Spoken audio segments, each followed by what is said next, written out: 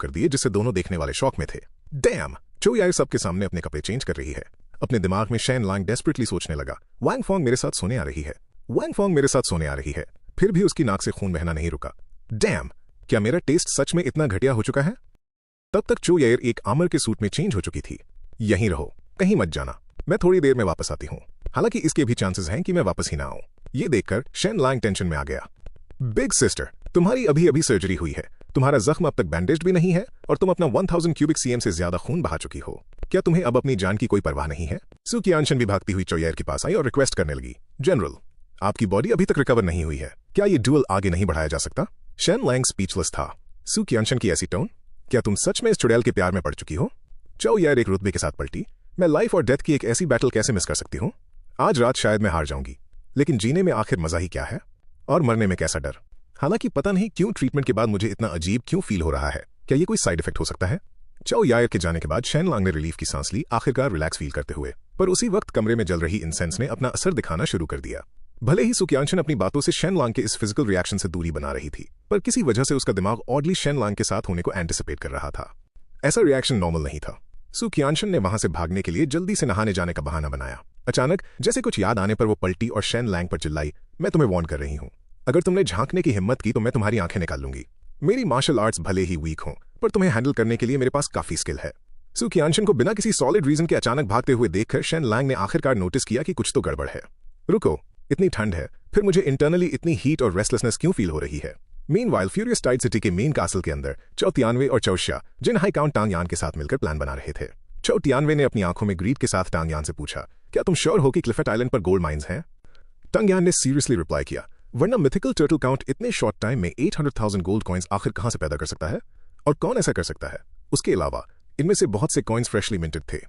क्लिफेट island पर उनके इस फोकस को देखते हुए वहां गोल्ड माइन डिस्कवर होने के अलावा और क्या एक्सप्लेनेशन हो सकती है? टांग यान का एनालिसिस सुनकर चो तियानवे को अब भी ये कोइंसिडेंस थोड़ा अजीब लग रहा था। ये गोल्ड माइन अभी ही क्यों अपीयर हुई, पहले या बाद में क्यों नहीं? टांग यान को इस बात की कोई टेंशन नहीं थी। शायद गोल्ड माइन बहुत पहले ही डिस्कवर हो चुकी थी और कुछ वक्त से वहां माइनिंग चल रही है। ये बस शेन लांग था जिसने अपनी डेट रीपेमेंट की डेडलाइन तक वेट किया ताकि वो उन सारे गोल्ड कॉइन्स को फ्लॉन्ट कर सके, सबके मुंह पर एक करारा थप्पड़ मारते हुए। पर चो तियानवे अभी भी स्केप्टिकल था। ऐसी हरकतें शेन लांग जैसे छिछोरे इंसान के काम हो सकती हैं, पर मिथिकल टर्टल काउंट इसके लिए कभी नहीं मानेगा। उस जिद्दी बुढ़े कछुए को लगेगा कि ऐसी बेवकूफियों से जिन फैमिली पर बड़ा डिजास्टर आ जाएगा। इस मोमेंट चोशिया बोल पड़ा, फादर, मुझे लगता है एक और पॉसिबिलिटी है। जिन फैमिली हमेशा से क्लिफेट आइलैंड की गोल्ड माइन को सबसे छुपाना चाहती थी, पर टाइम की कमी और सफिशिएंट फंड्स गैदर न कर पाने की वजह से उनके पास आइलैंड का गोल्ड यूज करने के अलावा कोई चॉइस नहीं बची। इसके अलावा 800,000 गोल्ड कॉइन्स को इतनी जल्दी रिफाइन करना कोई आसान काम नहीं होगा, इसलिए इनमें से बहुत से कॉइन्स पूरी तरह से मिंटेड नहीं थे। रीपेमेंट से कुछ दिन पहले मैंशन में ग्रेन डिलीवर करती हुई कार्ड्स देखी गई थी। मोस्ट लाइकली वो कार्ड्स एक मैसिव अमाउंट ऑफ गोल्ड से लोडेड थी। अगर मैं गलत नहीं हूं तो ये कार्ड्स जिन फैमिली के डॉक पर आई थी, पर जानबूझकर पहले इन्हें वेस्ट की तरफ ले जाया गया और फिर वापस मिथिकल टर्टल काउंट के मैंशन में लाया गया ताकि सबको लगे कि ये वेस्ट से आई है। चो शा का एनालिसिस सुनकर टांग यान ने अपनी स्ट्रैटेजी सामने रखी। अगर ऐसी बात है तो हम पायरेट्स का भेस बदलकर आइलैंड पर सीधा कब्जा कर लेते हैं, फिर आइलैंड पर मौजूद सभी लोगों को मार डालो। अगर सॉवरेन इस बात से नाराज होते हैं तो मैं क्राउन प्रिंस के साथ नेगोशिएट कर लूंगा। हम आइलैंड के गोल्ड का एक बड़ा हिस्सा हर साल उनके साथ शेयर कर सकते हैं। चो तियानवे गोल्ड माइन का हिस्सा शेयर करने की बात सुनकर नेचुरली हिचकिचा रहा था, पर यह जानते हुए कि सॉवरेन और क्राउन प्रिंस के सपोर्ट के बिना वो आगे नहीं बढ़ सकता, उसने टांग यान से पूछा कि उन्हें एग्जैक्टली कितना हिस्सा देना पड़ेगा। टांग यान ने बिना किसी हेजिटेशन के कहा, हम गोल्ड माइन का 25% हिस्सा यूज करेंगे, ये इंश्योर करने के लिए कि सॉवरेन क्लिफेट आइलैंड को वापस लेने के लिए अपनी ट्रूप्स ना भेजे। ये देखते हुए कि मिथिकल टर्टल काउंट डेस्परेशन में अपनी आर्मी एक्सपैंड करने के लिए पानी की तरह पैसा बहा रहा है, एडिशनल 5,000 ट्रूप्स और 3,000 मिलिशिया रिक्रूट करके। सॉवरेन पहले से ही इस बात से डिसैटिस्फाइड है, तो जिन फैमिली के साथ हमारा आमना सामना एकदम वरी फ्री होगा। हालांकि मिथिकल टर्टल काउंट हर दिन अपनी फोर्सेस बढ़ा रहा है और एक महीने के अंदर क्लिफेट आइलैंड की गैरिसन 4,000 से ज्यादा हो सकती है, प्लस 3,000 मिलिशिया और tens of thousands of labourers. हमें इस पर कब्जा करने के लिए उनके सोल्जर्स से एटलीस्ट 2 से 3 गुना ज्यादा सोल्जर्स की जरूरत पड़ेगी। ये सुनकर चो तियानवे चौंक गया। तो क्लिफेट आइलैंड को स्मूथली टेक ओवर करने के लिए हमें एटलीस्ट 20,000 सोल्जर्स चाहिए होंगे। टांग यान ने हाँ में सर हिलाया और कंटिन्यू किया, टांग फैमिली अपने 3,000 सोल्जर्स कंट्रीब्यूट करने को तैयार है। क्लिफेट आइलैंड पर कब्जा करने के बाद मैं सिर्फ आपके शेयर का 15% हिस्सा मांगता हूं। चो तियानवे ने मजाक उड़ाया, 15% भी कोई छोटा अमाउंट नहीं होता। चो तियानवे को अभी भी हिचकिचाता देखकर टांग यान और ज्यादा बेचैन होने लगा। फ्यूरियस टाइड मार्की, प्लीज जल्दी कोई डिसीजन लीजिए। एक तो क्लिफेट आइलैंड का डिफेंस दिन ब दिन स्ट्रांग होता जा रहा है। ये फैट पीस अभी के लिए सिर्फ हमारे क्राउन प्रिंस और आपके बीच में शेयर होने वाला है। फ्यूचर में कौन जानता है कि इस फीस्ट को लूटने के लिए कितने और बिग प्लेयर्स सामने आ जाएंगे। चो तियानवे शांत रहा, इसलिए नहीं कि उसे टांग यान की बात गलत लग रही थी। बस एक ही बारी में 20,000 ट्रूप्स को मूव करने से मेरी फोर्सेस लगभग डिप्लीट हो जाएंगी। क्या होगा अगर क्लिफेट आइलैंड पर कोई गोल्ड माइन हुई ही नहीं और ये सब सिर्फ शेन लांग की एक बड़ी स्कीम निकली? ये सोचते हुए वो खड़ा हुआ और बोला, जिन हाई काउंट, आपको मेरे लिए ये कंफर्म करना होगा कि क्लिफर्ड आइलैंड पर सच में कोई गोल्ड माइन है या नहीं, वरना मैं ऐसी बेवकूफ़ी करके रेकलेसली अपनी ट्रूप्स डिप्लॉय नहीं करूंगा। चो तियानवे की ये डिमांड सुनकर टांग यान ने टेंशन में आए भरी। पूरा क्लिफर्ड आइलैंड अब हेविली गार्डेड है। मेरे डजन्स ऑफ स्काउट्स वहां गए थे और वापस लौटकर नहीं आए। वो लोग हमारे आदमियों को मारने से जरा भी नहीं कतराते। इस मोमेंट चोशे खड़ा हुआ। इसे मुझे हैंडल करने दो। मेरे पीछे फ्यूरियस टाइड सिटी के tens of thousands of pirates हैं और मेरे फादर की बैकिंग है। जिन फैमिली मेरा एक बाल भी बांका करने की हिम्मत नहीं करेगी। शेन लैंग तो छोटी सी छोटी बात का बदला लेता है। जिसने भी उसको ऑफेंड किया है उसने सबका ठीक से बैंड बजाया है। मेरे अलावा जब मैंने जिन मुलान की इंसल्ट की थी उसने एक लफ्ज बोलने की हिम्मत नहीं की। यहां तक कि जब मैंने बीमारी फैलाने के लिए किसी को भेजकर उनके कुएं में पॉइजन मिलवाया था तब भी शेन लैंग ने रिएक्ट करने की हिम्मत नहीं की थी। जब शू लैंटिंग और मैंने जिन फैमिली की जमीन पर फ्लड लाने का प्लान बनाया था तो सिर्फ शू लैंटिंग मारा गया था, जबकि मैं एकदम अनस्केथ्ड बच गया। ये तुम्हें क्या बताता है? ये सुनकर टांग यान के होंठ एक स्माइल में टर्न हो गए। फिर उसने थोड़ा झुककर ऐड किया, ये दिखाता है कि शेन लैंग एक क्लासिक बुली है जो ताकतवर लोगों से डरता है।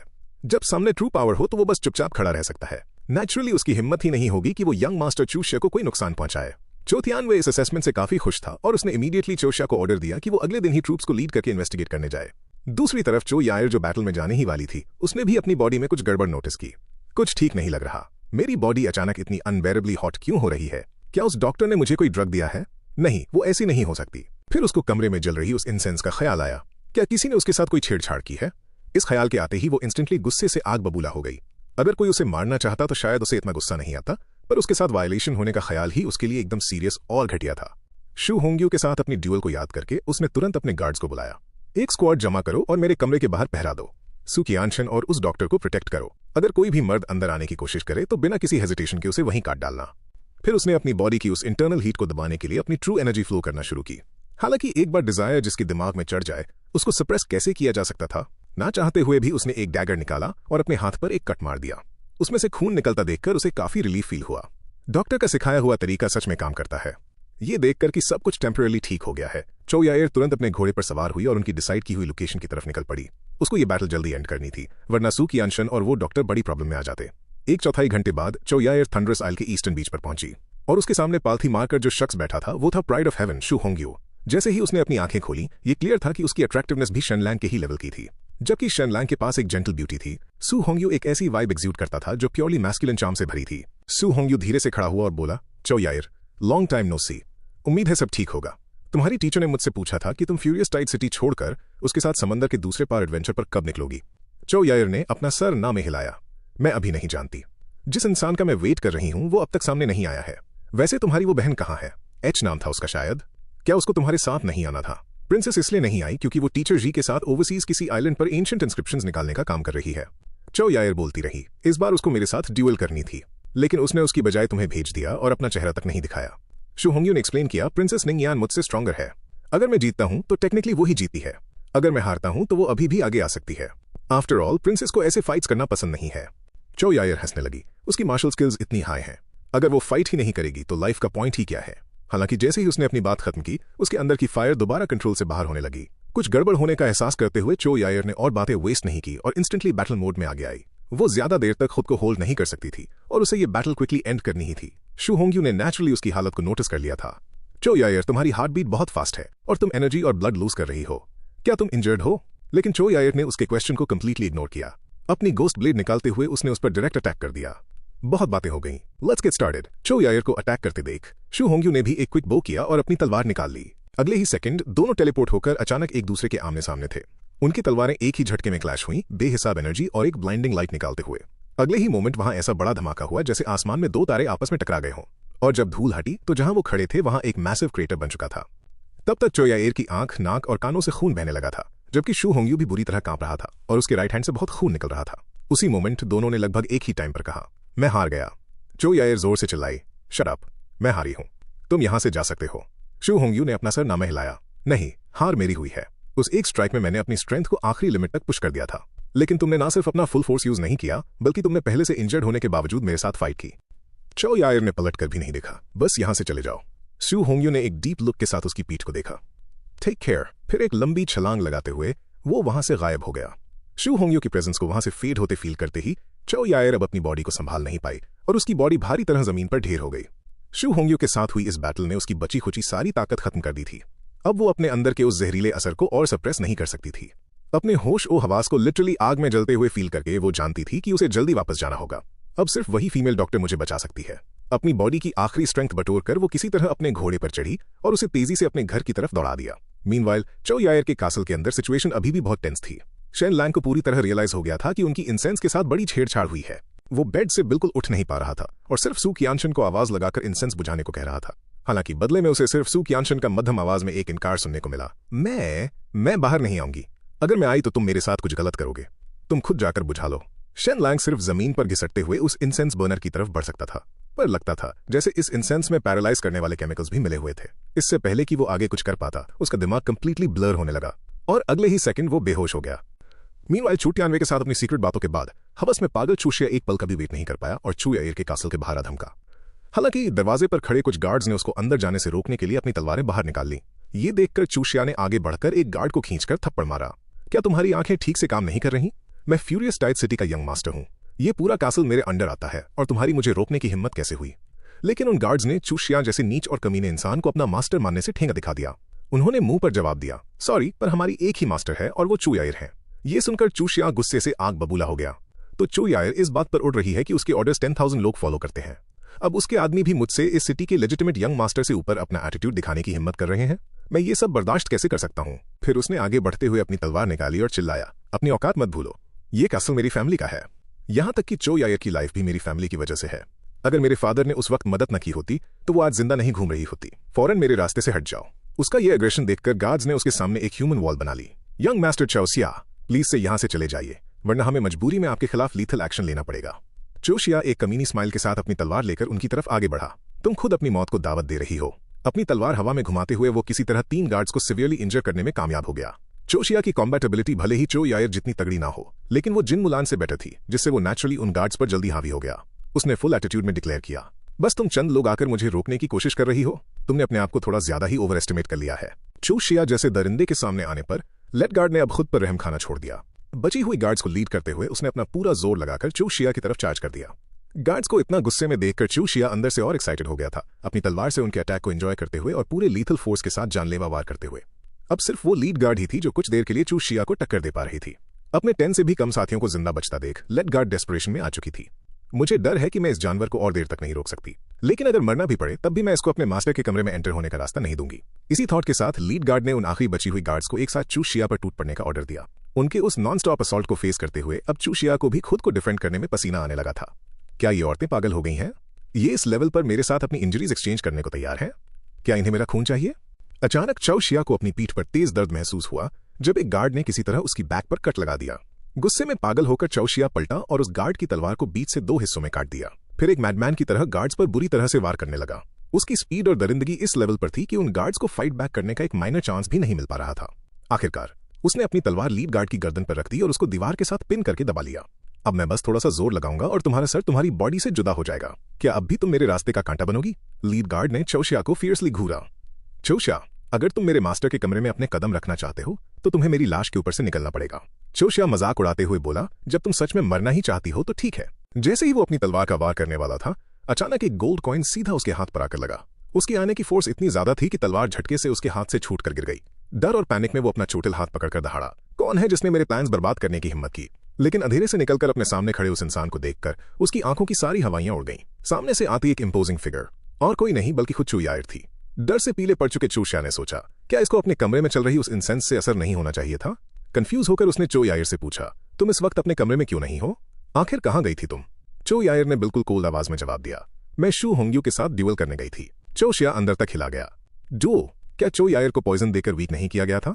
और क्योंकि ये बिना किसी सीरियस इंजरी के वापस आ गई है, क्या इसका मतलब शू होंग्यू इससे हार गया? क्या उस इंसेंस का इस पर एक्चुअली कोई असर ही नहीं हुआ? लीड गार्ड रोते हुए आगे आई और अपनी गलती मानी। मास्टर, हमें हमारी इनकॉम्पिटेंस के लिए सजा दें। इस दरिंदे ने हमारी 7 बहनों को बुरी तरह इंजर्ड कर दिया है। चो यायर ने इमीडिएटली ऑर्डर दिया, फौरन इन सब का इलाज शुरू करो, चाहे कोई भी कीमत चुकानी पड़े। उन गार्ड्स को वहां से जिंदा जाते देख चूशिया गुस्से से कांपने लगा। चो यायर, इन गार्ड्स को सजा देने के बजाय यहां से भेजना, ये मुझे क्या दिखाता है? ये प्रूव करता है कि तुमने कभी मुझे अपना भाई समझा ही नहीं और ना ही कभी सीरियसली लिया। अचानक चो यायर ने अपनी गोस्ट ब्लेड सीधी चूशिया के गले की तरफ पॉइंट कर दी। चौशिया, मैंने आज तक तुम्हें सिर्फ इसलिए टॉलरेट किया है क्योंकि तुम मेरे भाई थे, पर अब जबकि तुमने लिमिट क्रॉस करके मेरे लोगों को मौत के घाट उतारने की हिम्मत की है, मैं तुम्हें इस बार किसी कीमत पर माफ नहीं कर सकती। जैसे ही उसकी गोस्ट ब्लेड उस पर आई, चूशिया ने जान बचाकर ठीक टाइम पर डॉज कर लिया और ब्लेड एक बहुत लाउड नॉइस के साथ सीधा जमीन में धंस गई। चूशिया के अंदर भरा हुआ सारा एटीट्यूड और कॉन्फिडेंस इस एक वार से चकनाचूर हो गया।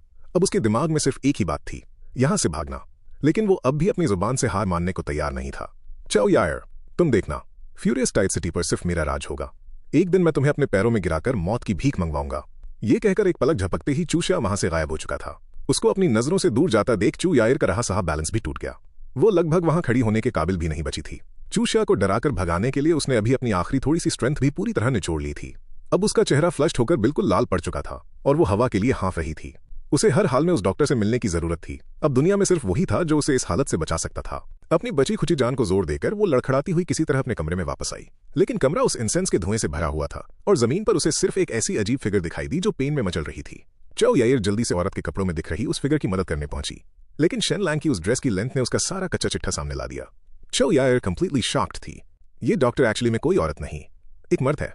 हालांकि कमरे की उस पावरफुल इंसेंस ने चो यायर का दिमाग पहले ही आउट ऑफ ट्रैक कर दिया था। इंसेंस के उस हैवी इन्फ्लुएंस के अंदर शेन लैंग के उस फ्लॉलेस चेहरे को करीब से देखते हुए भले ही वो बार बार अपने अंदर खुद को ये समझाती रही कि उसे ये लाइन क्रॉस नहीं करनी चाहिए, लेकिन अल्टीमेटली उसका सब्र टूट गया और उसने झुककर शेन लैंग को किस कर लिया। उस मीठे टेस्ट का चस्का लगने के बाद चो यायर ने अब अपने डिजायर्स को छिपाने की और कोई ट्राई नहीं की। अपने कपड़े एक झटके में उतार कर फेंकते हुए उसने शेन लैंग को बेड पर अपने नीचे लॉक कर लिया और अगले ही पल उन दोनों के बीच एक वाइल्ड पैशन इग्नाइट हो गया। वो लीड गार्ड जो अपनी लास्ट ड्यूटी पूरी करने के लिए उस कमरे तक आई थी, अचानक सामने ये क्रेजी सीन विटनेस करके बुरी तरह डम्फाउंडेड थी। मीनवाइल कासल से थोड़ी ही दूर समंदर में पानी की तूफानी लहरें चट्टान से बेहद वायलेंटली टकरा रही थीं।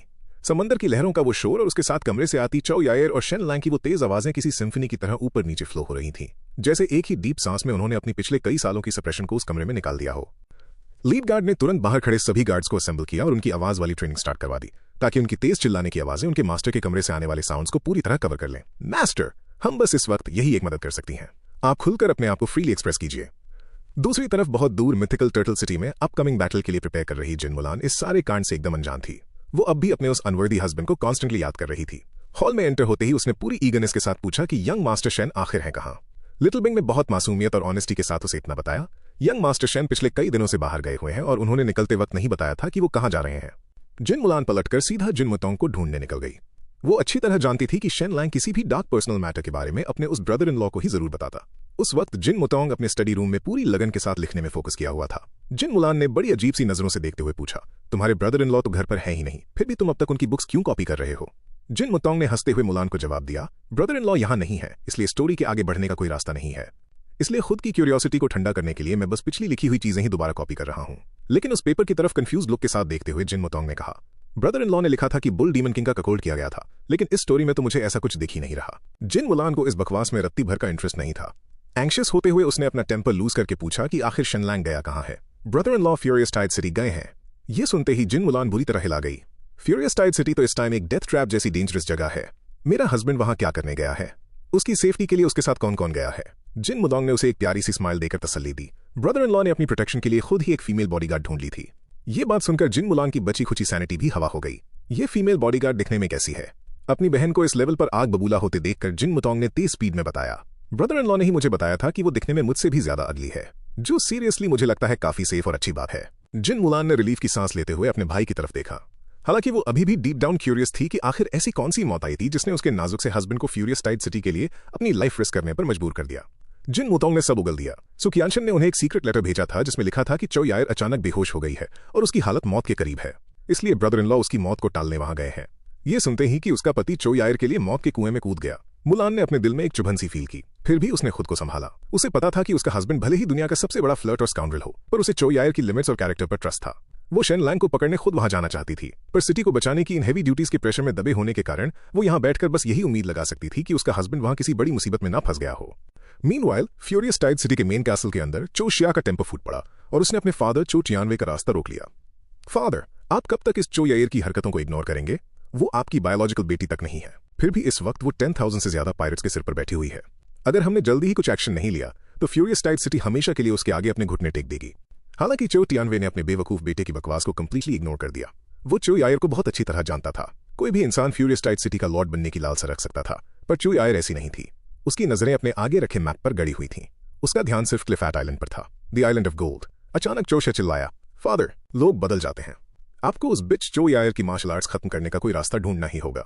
ये सुनते ही चो टियानवे को समझ आ गया कि उसके इडियट बेटे ने चो यायर के साथ कोई पंगा लिया है और गुस्से से फट पड़ा। बेवकूफ, तुम्हें क्या लगता है मुझे नहीं पता कि तुम क्या कर रहे हो? अगर मेरी वजह ना होती तो उसने तुम्हें कब का जिंदा गाड़ दिया होता। फौरन क्लिफर्ड आइलैंड के लिए निकलो। अगर वो तुम्हें ढूंढते हुए मेरे पास आई तो इस बार मैं भी तुम्हें बचा नहीं पाऊंगा। चू शिया कंफ्यूज था और उसने पूछा, आखिर फ्यूरियस टाइड सिटी का असली मास्टर है कौन? चो टियानवे ने समझाया, इस वक्त चो हाओ गोल्ड माउंटेन आइलैंड को डिफेंड कर रहा है और मैं अभी एक लार्ज आर्मी को लीड करके क्लिफर्ड आइलैंड पर अटैक करने वाला हूं। फ्यूरियस टाइड सिटी को प्रोटेक्ट करने के लिए सबसे सूटेबल इंसान चो यायर ही है। जब तक वो यहाँ है हमें अपनी पीठ पीछे आग लगने का कोई डर नहीं है। अपने बाप की बातें सुनकर चू शिया चुप हो गया। चाहे वो कितना भी रिलक्टेंट क्यों ना हो, उसे ये फैक्ट तो मानना ही पड़ेगा कि फ्यूरियस टाइड सिटी के पायरेट्स चू टियानवे को अपना लीडर सिर्फ मजबूरी में मानते थे। कौन जानता था कि कितने पायरेट्स चुपचाप मेन फोर्ट्रेस की पोजीशन पर नजर गड़ाए बैठे थे। अगर चू या एयर की खौफनाक प्रेजेंस वहां ना होती तो वो लोग कब के बगावत कर चुके होते। तुम क्लिफर्ड आइलैंड जाकर इन्वेस्टिगेट करो। तुम्हें उस गोल्ड माइन को अपनी खुद की आंखों से देखना होगा। एक बार गोल्ड माइन का एग्जिस्टेंस कंफर्म हो जाए तो मिथिकल टर्टल काउंट और शेन लैंग के साथ नेगोशिएशन शुरू कर देनी चाहिए। अगर वो हमें गोल्ड माइन का आधा हिस्सा देने को तैयार हो जाते हैं तो हम न सिर्फ क्लिफर्ड आइलैंड पर अटैक करने से पीछे हट जाएंगे बल्कि उन्हें प्रोटेक्ट करने के लिए अपनी ट्रूप्स भी भेजेंगे।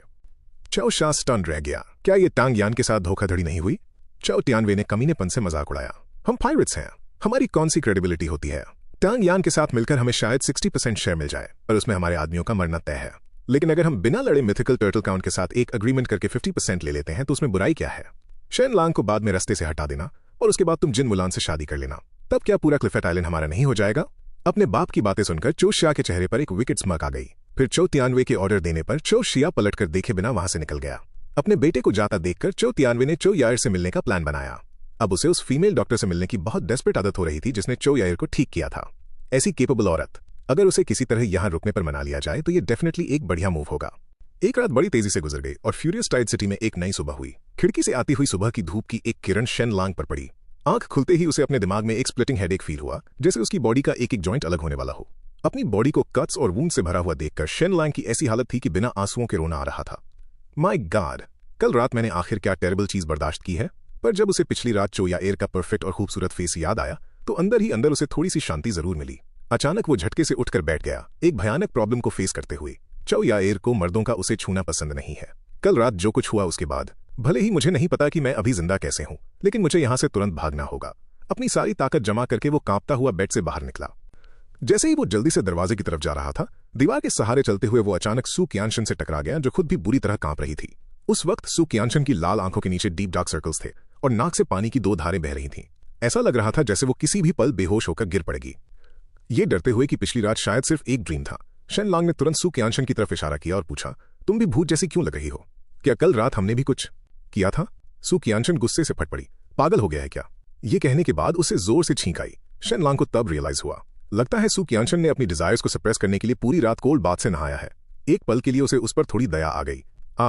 तुमने बड़ा टफ टाइम फेस किया है। ये सुनकर सू कियानशन इतनी आग बबूला हो गई कि उसने गालियां देना शुरू कर दिया। एक बार और ये बात बोलना और मैं तुम्हारी जान ले लूंगी। शेन लैंग ने वापस सू कियानशन से पूछा कि चो यायर आखिर कहां गई है। इस पर सू कियानशन के चेहरे पर एक मिस्टीवियस स्माइल आ गई। जनरल इस वक्त चो टियानवे से मिल रही है। लगता है तुम उस पर काफी जच गए हो, इसलिए वो तुम्हें अपने घर ले जाना चाहता है। वो अभी जनरल से तुम्हारी ही डिमांड कर रहा है। शेन लैंग कंप्लीटली शॉक्ड था। डैम, क्या मैं सच में आज चू फैमिली के हाथों मरने वाला हूं? कुछ देर पहले कासल के हॉल में चो टियानवे को पता चला कि एक ब्यूटीफुल फिजिशियन ने चो यायर का कंप्लीटली इलाज कर दिया है। वो तुरंत चो यायर के कासल की तरफ निकल गया। ऑफ कोर्स चो टियानवे डायरेक्टली डॉक्टर की मांग तो नहीं कर सकता था। पहले उसने चो यायर की इलनेस पर अपनी कंसर्न शो की और वादा किया कि जिसने भी उसको पॉइजन दिया है वो उसे जमीन के 3 फीट नीचे से भी ढूंढ कर लाएगा और उसे चो यायर के हवाले कर देगा ताकि वो अपना बदला ले सके। हालांकि चो टियानवे की इस फिक्र को देखकर चो यायर बिल्कुल इंडिफरेंट लग रही थी, बस एक हल्की सी के साथ जवाब देते हुए। अपने लिए चो यायर का ये ठंडा एटीट्यूड देखकर चो यानवे काफी डिससैटिस्फाइड था, लेकिन अपने गुस्से को दबाते हुए उसने उससे कहा, मैं ट्रूप्स को बैटल में लीड करने वाला हूं। फ्यूरियस टाइड सिटी की पूरी सेफ्टी अब तुम्हारे हाथों में होगी चो यायर। लेकिन इतने सिग्निफिकेंट मैटर पर भी चो यायर ने बस दोबारा एक ही दिया। उसके लिए अगर वो एक सिटी को भी प्रोटेक्ट नहीं कर सकती तो ये पूरी तरह से रिडिकुलस बात होती। उसकी सारी थॉट्स पिछली रात वाले तूफान में ही अटकी हुई थीं। चो यायर की इस एब्सेंट माइंडेडनेस को देखकर चो यानवे अपना पेशेंस लूज कर बैठा और डायरेक्टली पॉइंट पर आ गया। मैंने सुना है कि एक हाईली स्किल्ड फीमेल फिजिशियन यहां आई थी और उसने तुम्हारी ऐसी सीरियस इलनेस का ठीक कर दिया है। चो टियानवे को शेन लांग के बारे में बात करते सुनकर चो यायर अचानक चौंक गई। फॉस्टर फादर, आपको इस फीमेल फिजिशियन के बारे में कैसे पता चला? चो यायर का ये रिएक्शन देखकर ग्रीन रिपल्स आगे आई और बोली, मिस, आपको पॉइजन दिए जाने का मामला आपकी लाइफ और सेफ्टी से जुड़ा है।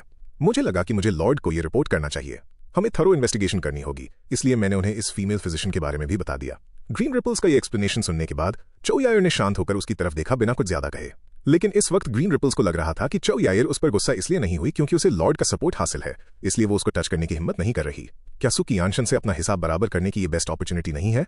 चौ यायर के लिए अपनी यूजुअली रिस्पेक्टफुल एटीट्यूड को डिस्कार्ड करते हुए ग्रीन रिपल्स ने पूरे एरोगेंस के साथ कहा, मिस, वो सू कियानशन जो न्यू रिवर प्रीफेक्ट झांगचोंग की बहू है, क्या उसे मर नहीं जाना चाहिए था? वो इतने अजीब कोइंसिडेंस से यहाँ कैसे अपीयर हो गई, आपको फाइंड कर लिया और यहाँ तक कि आपके पास रुक भी गई। इस मोमेंट चौ तियानवे ने दोबारा बोलना शुरू किया, यायर, मैं पिछले कई सालों से समंदरों पर जंग लड़ रहा हूं और नेचुरली मुझे काफी इंटरनल इंजरीज हो चुकी हैं। क्या तुम उस फीमेल फिजिशियन को मेरे पास भेजने पर विचार करोगी? चौ यायर ने अपना सर हिलाया और सीधा इनकार कर दिया, आप किसी और को ले जा सकते हैं पर इस फिजिशियन को नहीं। चौ तियानवे के अंदर गुस्सा उबाल खाने लगा, क्या मैं तुम्हारा अडॉप्टेड फादर और इस फ्यूरियस टाइड सिटी का लॉर्ड नहीं हूं? तुम्हारी चौ यायर की हिम्मत कैसे हुई मुझे मना करने की? लेकिन उसने स्मूथली उसके साथ नेगोशिएट करना कंटिन्यू रखा। यायर, इतनी स्किल्ड फिजिशियन को मेरी कमांड के अंडर होने से जरूर सबको फायदा होगा। ऑफ कोर्स, तुम उसको कभी भी बुला सकती हो जब तुम्हें इलाज की जरूरत हो। हालांकि चौ यायर ने उसी एक्सप्रेशनलेस फेस के साथ एक ऐसा सेंटेंस बोला जिससे वहां मौजूद हर इंसान हिल गया। ये फीमेल फिजिशियन पहले ही मेरे साथ सो चुकी है। ग्रीन रिपल्स ने कंप्लीटली शॉक होकर उसकी तरफ देखा। ये फिजिशियन एक औरत है। क्या जनरल को सच में औरतें पसंद हैं? चौ तियानवे तो और भी ज्यादा सरप्राइज में था और उसकी आईलिड्स अजीब तरह से फड़कने लगी। उसने थोड़ा ऑकवर्डली हंसते हुए कहा, चूंकि बात ऐसी है तो चलो मान लेते हैं कि मैंने आज कुछ कहा ही नहीं, लेकिन अगर तुम मुझे उसे ले जाने नहीं दे रही तो एटलीस्ट एक बार उसको देखने तो दो, है ना यायर? पर चौ यायर ने फिर से उसे सीधा इनकार कर दिया। ये सुनते ही चौ तियानवे का गुस्सा अपनी पीक पर पहुंच गया। क्या मैं उसे देख तक नहीं सकता अगर मैं उसे ले जा नहीं सकता? पहली बार चौ यायर ने उसे एक्सप्लेन किया, पिछली रात का सीन बहुत क्रेजी था, उसका चेहरा और बॉडी बुरी तरह इंजर्ड है, इसलिए अभी उसका किसी से मिलना सूटेबल नहीं होगा। ये सुनने के बाद चू तियानवे थोड़ा शांत हुआ। तुम्हारी मार्शल आर्ट्स एक्स्ट्रॉर्डिनरी हैं चौ यायर, तुमने कहीं उसे मार तो नहीं दिया ना? अपने कॉम्प्रोमाइज के साइन के रूप में वो सिर्फ 2 बार खांस सका। फिर उसने टॉपिक चेंज करते हुए कहा, मुझे उस जानवर चौशिया की कल रात की हरकतों के बारे में पता चल गया है। मैं उसे ठीक से लेसन सिखाना चाहता था, लेकिन वो कमीना बड़ी जल्दी भाग गया और समंदर में कहीं चला गया है। जब वो वापस आएगा तो मैं उसे पकड़कर तुम्हारे हवाले कर दूंगा और तुम उसके साथ जो चाहो कर सकती हो। ये जानते हुए कि उसके अडॉप्टेड फादर कभी भी अपने सगे बेटे के खिलाफ कोई रियल एक्शन नहीं लेंगे, चौ यायर नेचुरली इस बात को अंडरस्टैंड करती थी। ये चौ या आखिर है तो मेरा भाई ही, इस बार इसको भूल जाते हैं, लेकिन अगर अगली बार ऐसा कुछ हुआ तो मुझे रूथलेस होने के लिए ब्लेम मत कीजिएगा। जबकि उसकी बात किसी डायरेक्शन में नहीं जा रही थी और वो वहां से कोई भी एडवांटेज हासिल नहीं कर पाया तो चौ तियानवे वहां और नहीं रुका। जरूरी काम है, ये एक्सक्यूज देकर वो खड़ा हुआ और वहां से चला गया। उसके जाने के बाद ये देखकर कि चौ तियानवे उसे अपने साथ नहीं ले गया, ग्रीन रिपल्स फौरन अपने पुराने चापलूसी वाले रूप में वापस आ गई। चौ यायर के आगे घुटनों पर बैठकर उसने पूछा कि आखिर कल रात क्या हुआ था। फिर उसने बहुत दुख और खुद को ब्लेम करने का नाटक शुरू कर दिया, रोते हुए कहने लगी कि उसे मास्टर के पास ही रुकना चाहिए था। ग्रीन रिपल्स का ये फेक बिहेवियर देखकर चौ यायर के दिल में उसके लिए और भी नफरत भर गई, लेकिन उसने एकदम ठंडी आवाज में कहा, ग्रीन रिपल्स मेरे साथ आओ। कुछ ही देर बाद दोनों उस बेडरूम में पहुंच गए। इस वक्त शेन लैंग अभी भी अपने फटे पुराने कपड़ों में बेड पर बैठा था और सू कियानशन भी ठीक से ढूंढी नहीं थी। चौ यायर को अंदर आता देख शेन लैंग घबरा गया। चौ यायर सच में मुझे अपने बाप की रखेल बनकर भेजने के लिए तैयार तो नहीं हो गई ना?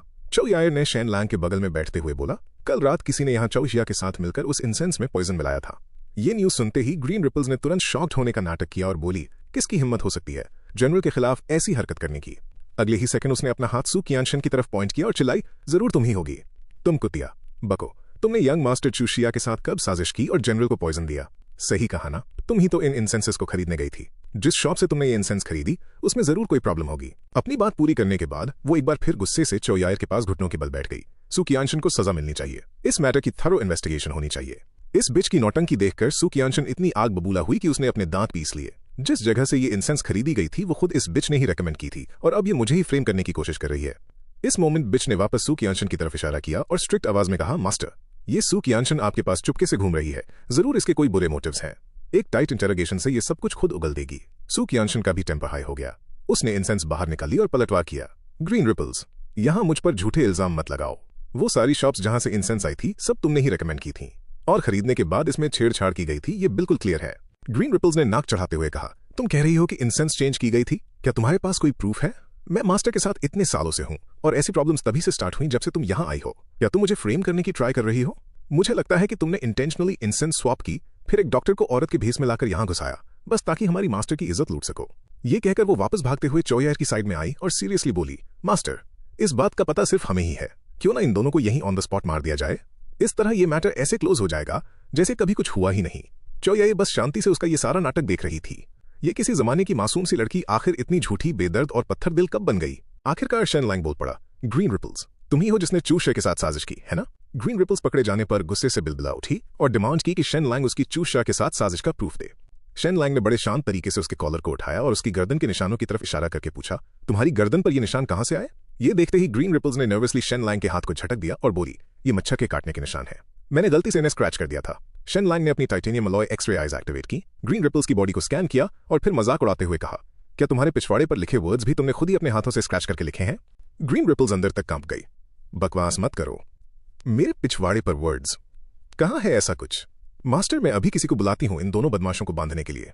लेकिन इससे पहले कि वो कुछ और बोल पाती, चो यायर ने आवाज लगाई, ग्रीन रिपल्स अपनी स्कर्ट उतारो, देखते हैं, और पूरा सच सामने ले आते हैं। इस वक्त ग्रीन रिपल्स को समझ नहीं आया कि वो क्या करे और वो वहीं की वहीं फ्रीज हो गई, 1 इंच भी मूव नहीं कर पाई। अचानक पीछे से 2 गार्ड्स आए और उन्होंने झटके से ग्रीन रिपल्स को पकड़ लिया, जिससे वो बुरी तरह पैनिक हो गई। फिर गार्ड्स का फोकस शिफ्ट होने का फायदा उठाते हुए वो पलटी और बाहर की तरफ भागी।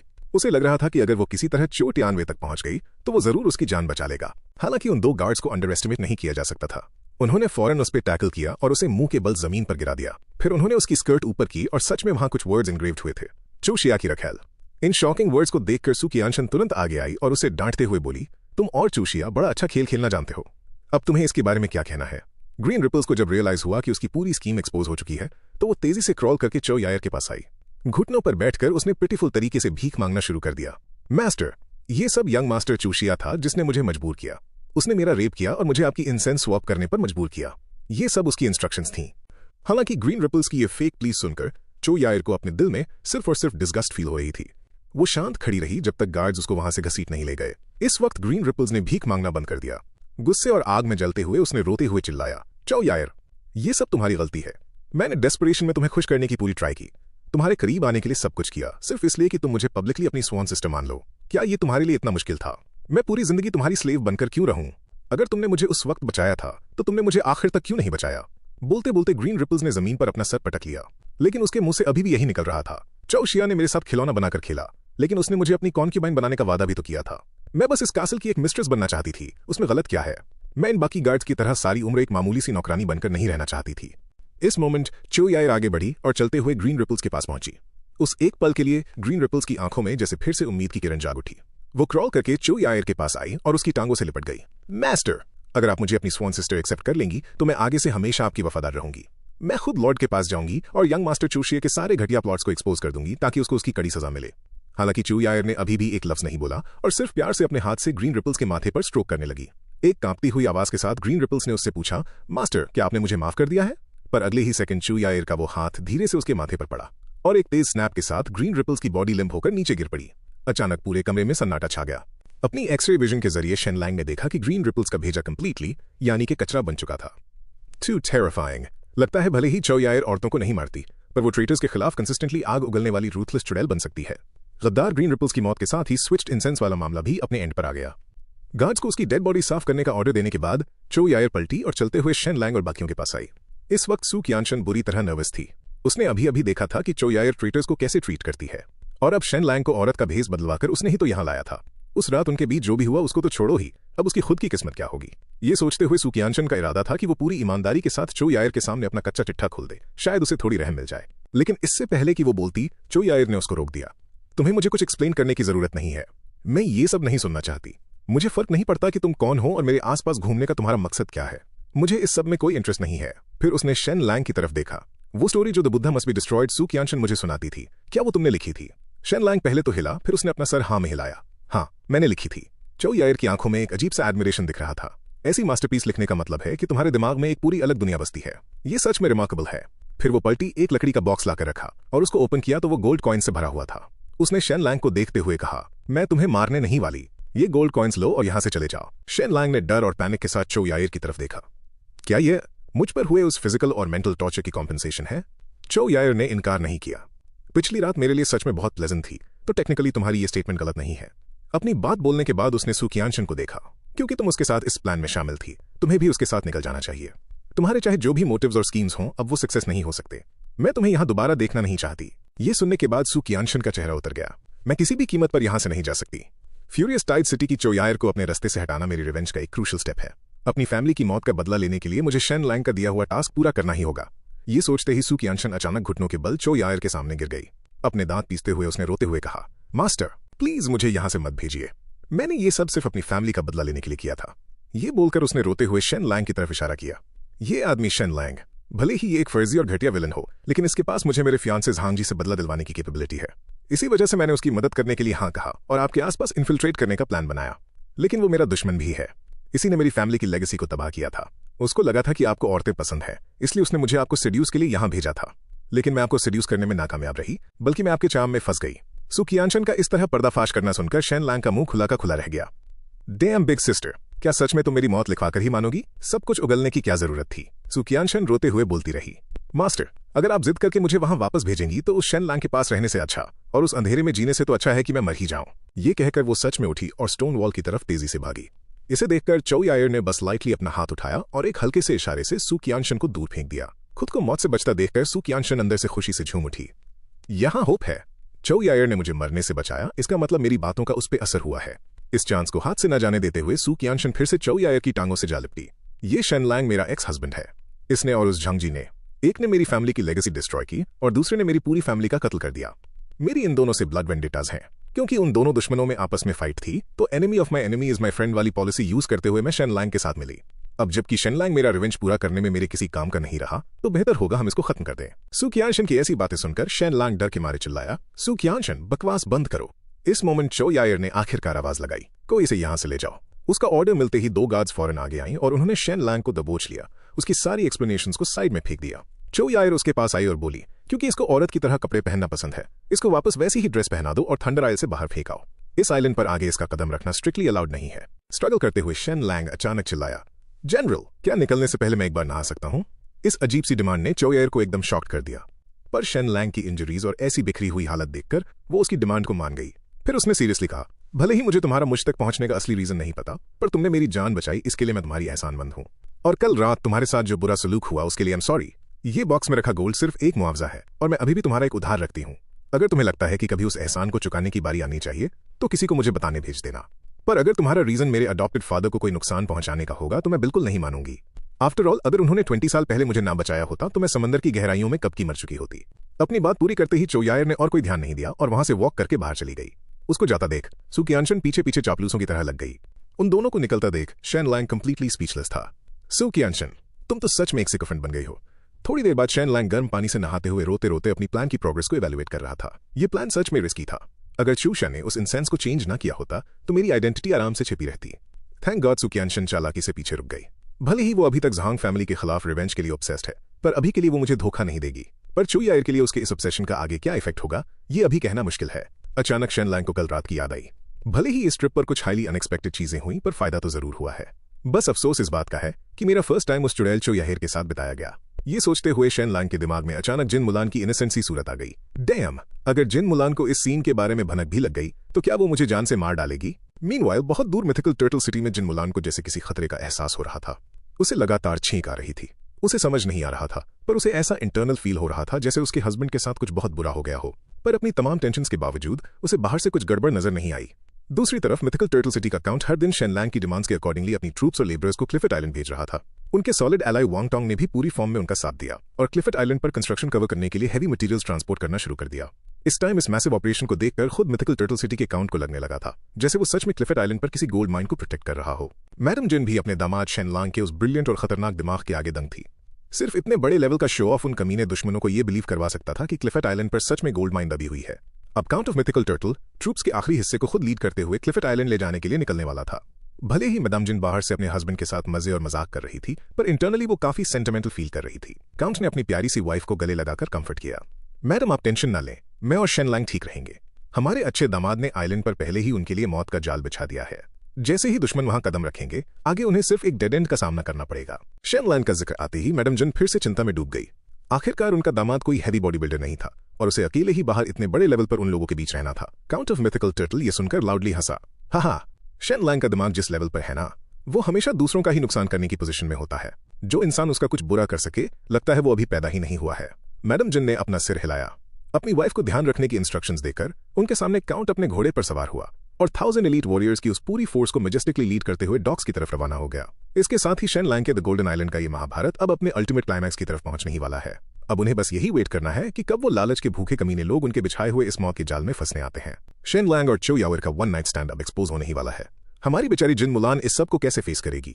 इस वक्त शेन लैंग और हुआंग फैंग को ले जा रहा सी शिप रेडियंट वैलर काउंटी के डॉक पर पहुंचने ही वाला है। कैबिन के अंदर शेन लैंग बहुत एंग्शियस है। वो अपने घर वापस लौटने वाला है। वो नहीं चाहता था कि जिन मुलान को उसकी इनफिडेलिटी के बारे में पता चले। इस वक्त वो डेस्परेटली अपने फेशियल एक्सप्रेशंस की प्रैक्टिस कर रहा होता है। जब मैं थोड़ी देर बाद जिन मुलान से मिलूंगा तो मैं उसे अपने चेहरे पर कोई फ्लॉ नहीं देखने दूंगा। शिप से उतरने के बाद मुझे जल्दी से कैरेज की तरफ जाना होगा और अपने कपड़े चेंज करने होंगे ताकि मैं अपनी बॉडी के स्कार्स को छुपा सकूं। कुछ दिनों बाद जब मेरी बॉडी के बाइट मार्क्स गायब हो जाएंगे तो ये बात भी आई गई हो जाएगी। अपनी और मुलान की फ्यूचर हैप्पीनेस के लिए शेन लैंग डिसाइड करता है कि वो अपनी लाइफ टाइम एक्टिंग स्किल्स का यूज करके जिन मुलान के सामने सब कुछ छुपा लेगा। उसके अकॉर्डिंग जब तक जिन मुलान दुखी नहीं होती ये भलाई के लिए बोला गया झूठ जरूर बोलना चाहिए। लेकिन जैसे ही वो डॉक के पास पहुंचा शेन लैंग पूरी तरह स्टन रह गया। उसने देखा कि जिन मुलान डॉक पर खड़ी थी और एंशियसली सी शिप के रुकने का वेट कर रही थी। ये कोई कोइंसिडेंस नहीं था, बल्कि जिन मुलान अपनी अंदर की घबराहट को रोक नहीं पाई और शेन लैंग को ढूंढने के लिए फ्यूरियस टाइड सिटी जाने वाले शिप पर सवार होने की तैयारी कर रही थी। जब उसने अपने हस्बैंड को सेफली वापस आते देखा तो उस वक्त उसके दिल में दबा हुआ सारा दुख उसकी आंखों में आंसू बनकर छलक उठा। अगले ही सेकंड वो आगे दौड़ी और उसने शेन लैंग को टाइटली हग कर लिया। बहुत दिनों की टेंशन और डर अब फाइनली इस पल में खत्म हो चुके थे। हालांकि उसे नहीं पता था कि शेन लैंग ने एक औरत के कपड़े क्यों पहने हैं, पर जब तक उसका हस्बैंड सेफली वापस आ गया है उसके लिए यही काफी था। शेन लैंग अपनी बाहों में जिन मुलान को देखता है। उसने कभी नहीं सोचा था कि हमेशा स्ट्रांग रहने वाली ये औरत उसकी सेफ्टी के लिए आंसू बहाएगी। और इस पल जो भी झूठ उसने पहले से तैयार किए थे उनमें से एक लफ्ज भी उसके मुंह से नहीं निकल सका। बेबी आई एम सॉरी, मुझे माफ कर दो, मैं किसी और औरत के साथ था। शेन लैंग के मुंह से ये वर्ड सुनकर जिन मुलान जहां थी वहीं जमकर रह गई। वहीं दूसरी तरफ मिथिकल टर्टल काउंट्स मैंशन के अंदर मैडम जिन ने अपने लग्जूरियस कपड़े उतार दिए थे और अपनी जवानी के टाइम वाले विगरस अटायर पहन लिए थे। ये बात सब जानते थे कि मैडम जिन के पास अपनी जवानी में कमाल की मार्शल स्किल्स थी। जिन मुलान को अपना मार्शल टैलेंट उन्हीं से विरासत में मिला था। अगर मिथिकल टर्टल काउंट इतने प्यार करने वाले हस्बैंड ना होते जो अपनी बीवी को जरा सी भी चोट लगते हुए नहीं देख सकते थे तो शायद वो अब तक एक मार्शल आर्ट्स ग्रैंड मास्टर बन चुकी होती। अब जब उनका हस्बैंड फैमिली के लिए वॉर पर गया है तो वो शांति से नहीं बैठेंगी। वो अपने हस्बैंड की जगह अपने घर को प्रोटेक्ट करेंगी। इसी वक्त मिथिकल टर्टल काउंट्स मैंशन के बाहर एक कोर्ट कैरेज आकर रुकता है। आने वाला शख्स सॉवरेन का कॉन्फिडेंट यूनक वांग था। उसने एक नखरे वाली सिसी टोन में कहा, सॉवरेन का ऑर्डर है मिथिकल टर्टल काउंट जिन जुओ बाहर आकर डिक्री रिसीव करें। लेकिन उसकी बात खत्म होते ही मेन गेट से जो बाहर आए वो थी मैडम जिन अपने कॉम्बैट अटायर में और यंग मास्टर जिन मुतोंग। और ये ओटाकू अभी भी अपनी स्टोरी में इतना इमर्स था कि अपने आप को उसे बाहर नहीं निकाल पा रहा था। उसका पूरा ध्यान भटका हुआ था। वो टाइप करने में इतना अब्सॉर्ब था कि उसे पता ही नहीं था कि उसके मुंह और हाथों पर हर जगह इंक लगी हुई है। यूनक वैंग उनकी अपीयरेंस देखकर थोड़ा चौंक गया। मैडम जिन के कपड़ों की तो बात ही छोड़ दो, सिर्फ जिन मुतोंग को देखकर ही उसके चेहरे पर डिस्डेन झलक रही थी। मैंने सुना था कि मिथिकल टर्टल काउंट्स मैंशन का यंग मास्टर किसी काम का नहीं है, पर मेरे सामने खड़ा ये मोटा तो सीधा सीधा इडियट है। एक पल बाद यूनक वैंग ने अपने इमोशंस को संभाला और बोला, क्या मिथिकल टर्टल काउंट्स मैंशन हमारी डिसरिस्पेक्ट कर रहा है? ये सॉवरेन का इंपीरियल एडिक्ट है। मिथिकल टर्टल काउंट इसे रिसीव करने यहाँ क्यों नहीं आए? मैडम जिन ने जल्दी से एक्सप्लेन किया, मेरे हस्बैंड क्लिफ वॉच आइलैंड गए हुए हैं और अभी घर पर नहीं है। मुझे उम्मीद है आप इसका बुरा नहीं मानेंगे यूनक। ये सुनकर कि mythical Turtle count Cliff Watch island गए हैं, यूनक वैंग की आंखें फटी की फटी रह गईं। आपको पता होना चाहिए अभी हर जगह ये रूमर्स फैले हुए हैं कि क्लिफ वॉच आइलैंड पर एक बड़ी गोल्ड माइन है। अब जबकि मिथिकल टर्टल काउंट खुद पर्सनली वहां गार्ड करने गए हैं तो लगता है ये बात कंफर्म हो चुकी है। अपनी गलती का एहसास होते ही यूनक वैंग ने जल्दी से बात आगे बढ़ाई, क्योंकि मिथिकल टर्टल काउंट यहाँ नहीं है तो मैं मैंशन के अंदर नहीं जाऊंगा। यंग मास्टर जिन मुतोंग को आगे आने दो और डिक्री रिसीव करने दो। मैडम जिन जल्दी से घुटनों पर बैठ गईं, लेकिन क्लूलेस जिन मुतोंग अभी भी आगे की स्टोरी के बारे में ही सोच रहा था और इस बात से बिल्कुल अनजान था कि वहां क्या चल रहा है। जिन मुतोंग का कोई रिस्पॉन्स ना देखते हुए इरिटेट हो चुके यूनक वैंग ने एक हाई पिच्ड आवाज में उसके कान में चिल्लाकर कहा, यंग मास्टर जिन मुतोंग, तुम्हारी हिम्मत कैसे हुई मुझे इग्नोर करने की? क्या तुम मुझसे डिससैटिस्फाइड हो? तब जाकर जिन मुतोंग होश में आया और कंफ्यूजन में पूछने लगा, हाँ क्या सब खत्म हो गया? जिन मुतोंग की ऐसी बिविल्डर्ड शक्ल देखकर यूनक वैंग भी हेल्पलेस फील करने लगा। मैं एक इडियट के साथ माथापच्ची क्यों कर रहा हूं? फिर उसने जिन मुतोंग को दोबारा डिक्री रिसीव करने के लिए घुटनों पर बैठने का ऑर्डर दिया। ये देखकर कि उसे डिक्री रिसीव करनी है, जिन मुतोंग पैनिक कर गया। क्या मुझे सबकी नजरों में इनविजिबल नहीं होना चाहिए था? मैं डिक्री क्यों रिसीव कर रहा हूं? जब मेरा ब्रदर इन लॉ घर पर नहीं है तो क्या मुझे इसे एक्सेप्ट भी करना चाहिए? मैडम जिन अपने बेटे की ऐसी बेवकूफी देखकर गुस्से से फटने ही वाली थी। उन्होंने जोर से डांटते हुए कहा, तुम अभी घुटने पर बैठोगे या नहीं? अपनी मां का कमांड सुनकर जिन मुतोंग ने फाइनली रिएक्ट किया और जल्दी से घुटनों पर बैठ गया। यूनक वांग ने डिक्री आगे पढ़ी। सॉवरेन का ऑर्डर है कि 3 दिन के अंदर मिथिकल टर्टल काउंट्स मैंशन के यंग मास्टर जिन मुतोंग को पढ़ाई के लिए इंपीरियल एकेडमी आना होगा, बिना किसी डिले के। जिन मुतोंग एकदम हैरान था। सॉवरेन मुझे इंपीरियल एकेडमी में क्यों पढ़ाना चाहते हैं, और वो भी 3 दिन के अंदर? मेरा ब्रदर इन लॉ कहाँ है? मुझे पहले उनसे पूछना पड़ेगा। जिन मुतोंग खड़ा हुआ, कांपते हुए हाथों से यूनक वांग से डिक्री लेते हुए सोचने लगा, क्या मैं बीमार पड़ने की एक्टिंग करूं, कुछ दिन डिले करूं और अपने ब्रदर इन लॉ के वापस आने और डिसाइड करने का वेट करूं? लेकिन अगले ही सेकंड यूनक वांग उसकी तरफ मुड़ा और बोला, यंग मास्टर अपने आप को प्रिपेयर कर लो, 3 दिन के अंदर मेरे साथ चलना और मैं तुम्हें पर्सनली कैपिटल तक एस्कॉर्ट करूंगा। जिन मुतोंग ये सुनकर शॉक हो गया। क्या आपके साथ जाऊं? जिन मुतोंग के कुछ बोलने का वेट किए बिना यूनक वांग ने ठंडी आवाज में दोबारा कहा, तो फिर मैं मिथिकल टर्टल काउंट्स मैंशन पर तुम्हारा वेट करूंगा। ये कहने के बाद वो 4 गार्ड्स के साथ वहां से निकल गया और मिथिकल टर्टल काउंट्स मैंशन से चला गया। उनके जाने के बाद जिन मुतोंग ने रोती हुई शक्ल बनाकर अपनी मां से पूछने की हिम्मत की कि अब क्या करना है। मैडम जिन सिर्फ अपने बेटे को कंफर्ट ही कर सकती थी। रोना बंद करो, तुम्हारा ब्रदर इन लॉ जल्दी ही वापस आएगा, उसके पास जरूर इसका कोई ना कोई सोल्यूशन होगा। इस वक्त शेन लैंग का कैरेज वाकई मैंशन की तरफ तेजी से बढ़ रहा था। पूरे रास्ते शेन लैंग ने मुलान को पकड़े रखा और कंटिन्यूअसली उससे माफी मांगता रहा। Baby, I am sorry baby, तुम्हारा हस्बैंड वाकई गलत है। मुलान जैसे कि उसकी आत्मा ही चली गई हो, एक भी लफ्ज नहीं बोल पाई, बस ब्लैंक होकर आगे देखती रही। थोड़ी देर बाद मुलान ने आखिरकार अपना चेहरा ढक लिया और जोर जोर से रोने लगी। जिस ट्रेजर को वो सबसे ज्यादा चेरिश करती थी, उसे किसी और ने छीन लिया था। उसे खुद से नफरत होने लगी कि उसने उस झूठे प्राइड को पहले ही क्यों नहीं छोड़ दिया। मुलान को रोता सुनकर ड्राइवर हुआंग फेंग ने भी आहें भरते हुए कहा, रो लेना अच्छा होता है। पर उसके रोने से उसके दिल में भी कुछ हुआ। सारे मर्द बेकार होते हैं। मैं फ्यूचर में इन मर्दों से दूर रहूंगी और कभी शादी नहीं करूंगी। कैरेज के अंदर मुलान ने शेन लैंग को सीट पर धक्का दिया। उसके आंसू किसी टूटे हुए मोतियों की तरह गिर रहे थे और बिना रुके उसकी आंखों से बह रहे थे। सिसकियां भरते हुए उसने शेन लैंग से पूछा, कौन है वो औरत? कहीं वो शुक्यानशन तो नहीं? मुलान का दर्द देखकर शेन लैंग का दिल टूट रहा था, पर उसने मुलान को सच ही बताया। वो औरत चू याओएर है। मुलान ने कांपते हुए उससे पूछा, जरूर चू याओएर ने तुम्हें फोर्स किया होगा, है ना? ऐसा ही हुआ होगा। उसके दिल में वो हमेशा यही मानती थी कि वो और उसका हस्बैंड एक दूसरे से बहुत प्यार करते हैं, और इस पल उसने शेन लैंग की आंखों में अपने लिए गहरा प्यार और गिल्ट देखा। अगले ही सेकंड उसने शेन लैंग के होठों को किस किया, किसी खोई हुई चीज को वापस पाने की टेंडरनेस फील करते हुए। फिर उसने शेन लैंग के कपड़े फाड़ दिए। उसकी बॉडी पर स्कार्स देखकर मुलान ने एक बार फिर कंफर्म कर लिया कि उसका हस्बैंड भी एक विक्टिम है। इस वक्त वो अपनी फीलिंग्स को और सप्रेस नहीं करना चाहती थी और उसने शेन लैंग को नीचे गिरा दिया। ड्राइवर हुआंग फेंग पूरी तरह शॉक में थी। मिथिकल टर्टल काउंट्स मैंशन की मिस इतनी वाइल्ड है, मेन रोड पर ये सब कर रही हैं। फ्यूरियस टाइड सिटी से लौटते वक्त शेन लैंग मुलान के साथ पैशन भरी एक रात बिताने के बाद फाइनली उसके साथ पहले की तरह रेकंसाइल हो गया था। जल्द ही वो मिथिकल टर्टल काउंट्स मैंशन वापस लौट आए। जैसे ही वो घर पहुंचे, जिन मुटोंग भागते हुए उन्हें बताने आया कि सॉवरेन चाहते हैं कि वो इंपीरियल एकेडमी में जाकर पढ़ाई करे। ये सुनकर शेन लैंग खुद को अम्यूज होने से नहीं रोक पाया। पहले प्रिंस निंगजेंग को सॉवरेन के सामने एक पूरा दिन और रात घुटनों पर बैठना पड़ा था, तब जाकर सॉवरेन बड़ी मुश्किल से जिन मुटोंग को कैपिटल में पढ़ने देने के लिए राजी हुए थे। जिन फैमिली के लिए एक रूट बचाने का प्लान अभी तक फाइनलाइज नहीं हुआ है। अब जबकि जिन फैमिली के गोल्ड माइन डिस्कवर करने की रूमर्स फैल चुकी हैं, उन्होंने तुरंत जिन मुटोंग को पढ़ाई के बहाने हॉस्टेज बनाने के लिए बुला लिया है। पर जब तक रेन ओवर द सी की स्ट्रैटेजी सक्सेसफुल नहीं होती, जिन फैमिली के पास सॉवरेन के साथ बार्गेन करने की कोई स्टैंडिंग नहीं है। Only after capturing Furious Tide City और थंडरसाइल पर कब्जा करने के बाद ही उनके पास सॉवरेन का सामना करने की स्ट्रेंथ आएगी। पर अगर जिन मुटोंग नहीं गया तो सॉवरेन जरूर सस्पिशियस हो जाएंगे और इससे पूरा प्लान खतरे में पड़ जाएगा। जैसे ही शेन लैंग ने स्ट्रैटेजी सोचनी शुरू की, जिन मुटोंग अचानक खड़ा हुआ और बोला, ब्रदर इन लॉ, मुझे कैपिटल जाने दीजिए। मैडम जिन तुरंत गुस्से में आ गई। नहीं जिन मुटोंग, तुम नेचर से बहुत ही नाइव हो। कैपिटल जैसी कॉम्प्लेक्स जगह पर जाओगे तो क्या वहां लोग तुम्हें बुली करके मार नहीं डालेंगे? लेकिन वहीं साइड में खड़े शेन लैंग को जिन मुटोंग का यह डिसीजन बहुत पसंद आया। चलो आखिरकार मेरा ब्रदर इन लॉ रिस्पॉन्सिबिलिटी लेने के लिए तैयार है। इस वक्त जिन मुटोंग ने अपनी मां का हाथ पकड़ा और बोला, मां, अगर मैं नहीं गया तो ये इंपीरियल एडिक्ट को डिफाई करने जैसा होगा, जिससे हमारी फैमिली पर डिजास्टर आ सकता है।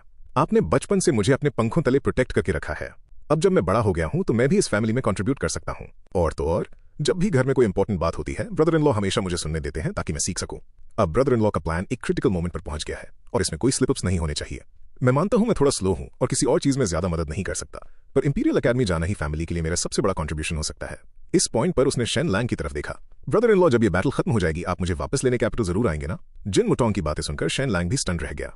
उसने सिर्फ कुछ ही दिनों में अपने ब्रदर इन लॉ में इतना बड़ा चेंज एक्सपेक्ट नहीं किया था। बिग गाय, क्या तुम श्योर हो? कैपिटल हमारे घर जैसी नहीं है। अगर वहां कोई तुम्हें बुली करेगा तो हम तुम्हें बचा नहीं पाएंगे। तुम्हें सब कुछ अकेले डील करना पड़ेगा। जिन मुटोंग ने डिटरमिन्ड लुक के साथ कहा, मैंने इस बारे में अच्छे से सोच लिया है। हालांकि पहले मैं सच में बहुत डरा हुआ था, लेकिन ध्यान से सोचने के बाद मुझे पता है कि मुझे यही रास्ता चुनना होगा। इस वक्त पीछे खड़ी मैडम जिन अपने बेटे की बातें सुनकर अपने आंसू फिर से छलकने से नहीं रोक पाई। मेरा ये बेटा मेरे पास से कभी दूर नहीं गया। हालांकि एक लड़के को बड़ा होकर बाहर की दुनिया देखनी चाहिए, पर जिन मुटोंग बहुत नाइव है। मैं सच में उसे अपने दिल से दूर नहीं भेजना चाहती। तभी जिन मुलान आई और उसने अपनी मां के आंसू पोंछे। मां, आप चिंता मत करो, आपके दामाद इस बात का पूरा ध्यान रखेंगे कि मेरे भाई के लिए सब कुछ परफेक्टली अरेंज हो जाए। चलिए हम थोड़ा बाहर टहल कर आते हैं और मेरे हस्बैंड को मेरे भाई से अकेले बात करने देते हैं। मैडम जिन के पास ना चाहते हुए भी जिन मुलान के साथ वहां से जाने के अलावा कोई रास्ता नहीं था। फिर जिन मुटोंग ने मैन्युस्क्रिप्ट्स का एक बंडल निकाला और बोला, ब्रदर इन लॉ, जब आप यहाँ नहीं थे तो मैंने उस स्टोरी का कंटिन्यूएशन लिखा है जो आपने चो याओएर के लिए बनाई थी। प्लीज इसको पढ़कर बताइए कैसा लगा। शेन लैंग ने आधे घंटे तक उस मैन्युस्क्रिप्ट को पढ़ा और फिर अपनी एडमिरेशन एक्सप्रेस किए बिना नहीं रह सका। मैंने एक्सपेक्ट नहीं किया था कि ये ओटाकू इतना बढ़िया इमोशनल कंटेंट लिख सकता है। उसने ना सिर्फ डीमन से फाइट करने के प्रोसेस को विविडली डिस्क्राइब किया है, बल्कि डीएटीज के रेस्क्यू करने आने वाले प्लॉट को भी इतने थ्रिलिंग तरीके से इंटरवीव किया है। ये सच में बहुत एंगेजिंग है, पर वो थोड़ा मेन प्लॉट से भटक गया है। अगर स्टोरी ऐसे ही चलती रही तो वो लोग आखिर में फिर से हेवनली पैलेस में लड़ रहे होंगे, तो फिर वो स्क्रिप्चर्स लाने की अपनी जर्नी को कंटिन्यू कैसे करेंगे? जिन मुटोंग शेन लैंग के एक्सप्रेशन देखकर काफी नर्वस हो गया था। कैसी लगी ब्रदर इन लॉ? ये देखकर शेन लैंग ने अपनी तारीफ में कोई कंजूसी नहीं की और कहा कि स्टोरी वाकई एक्साइटिंग थी।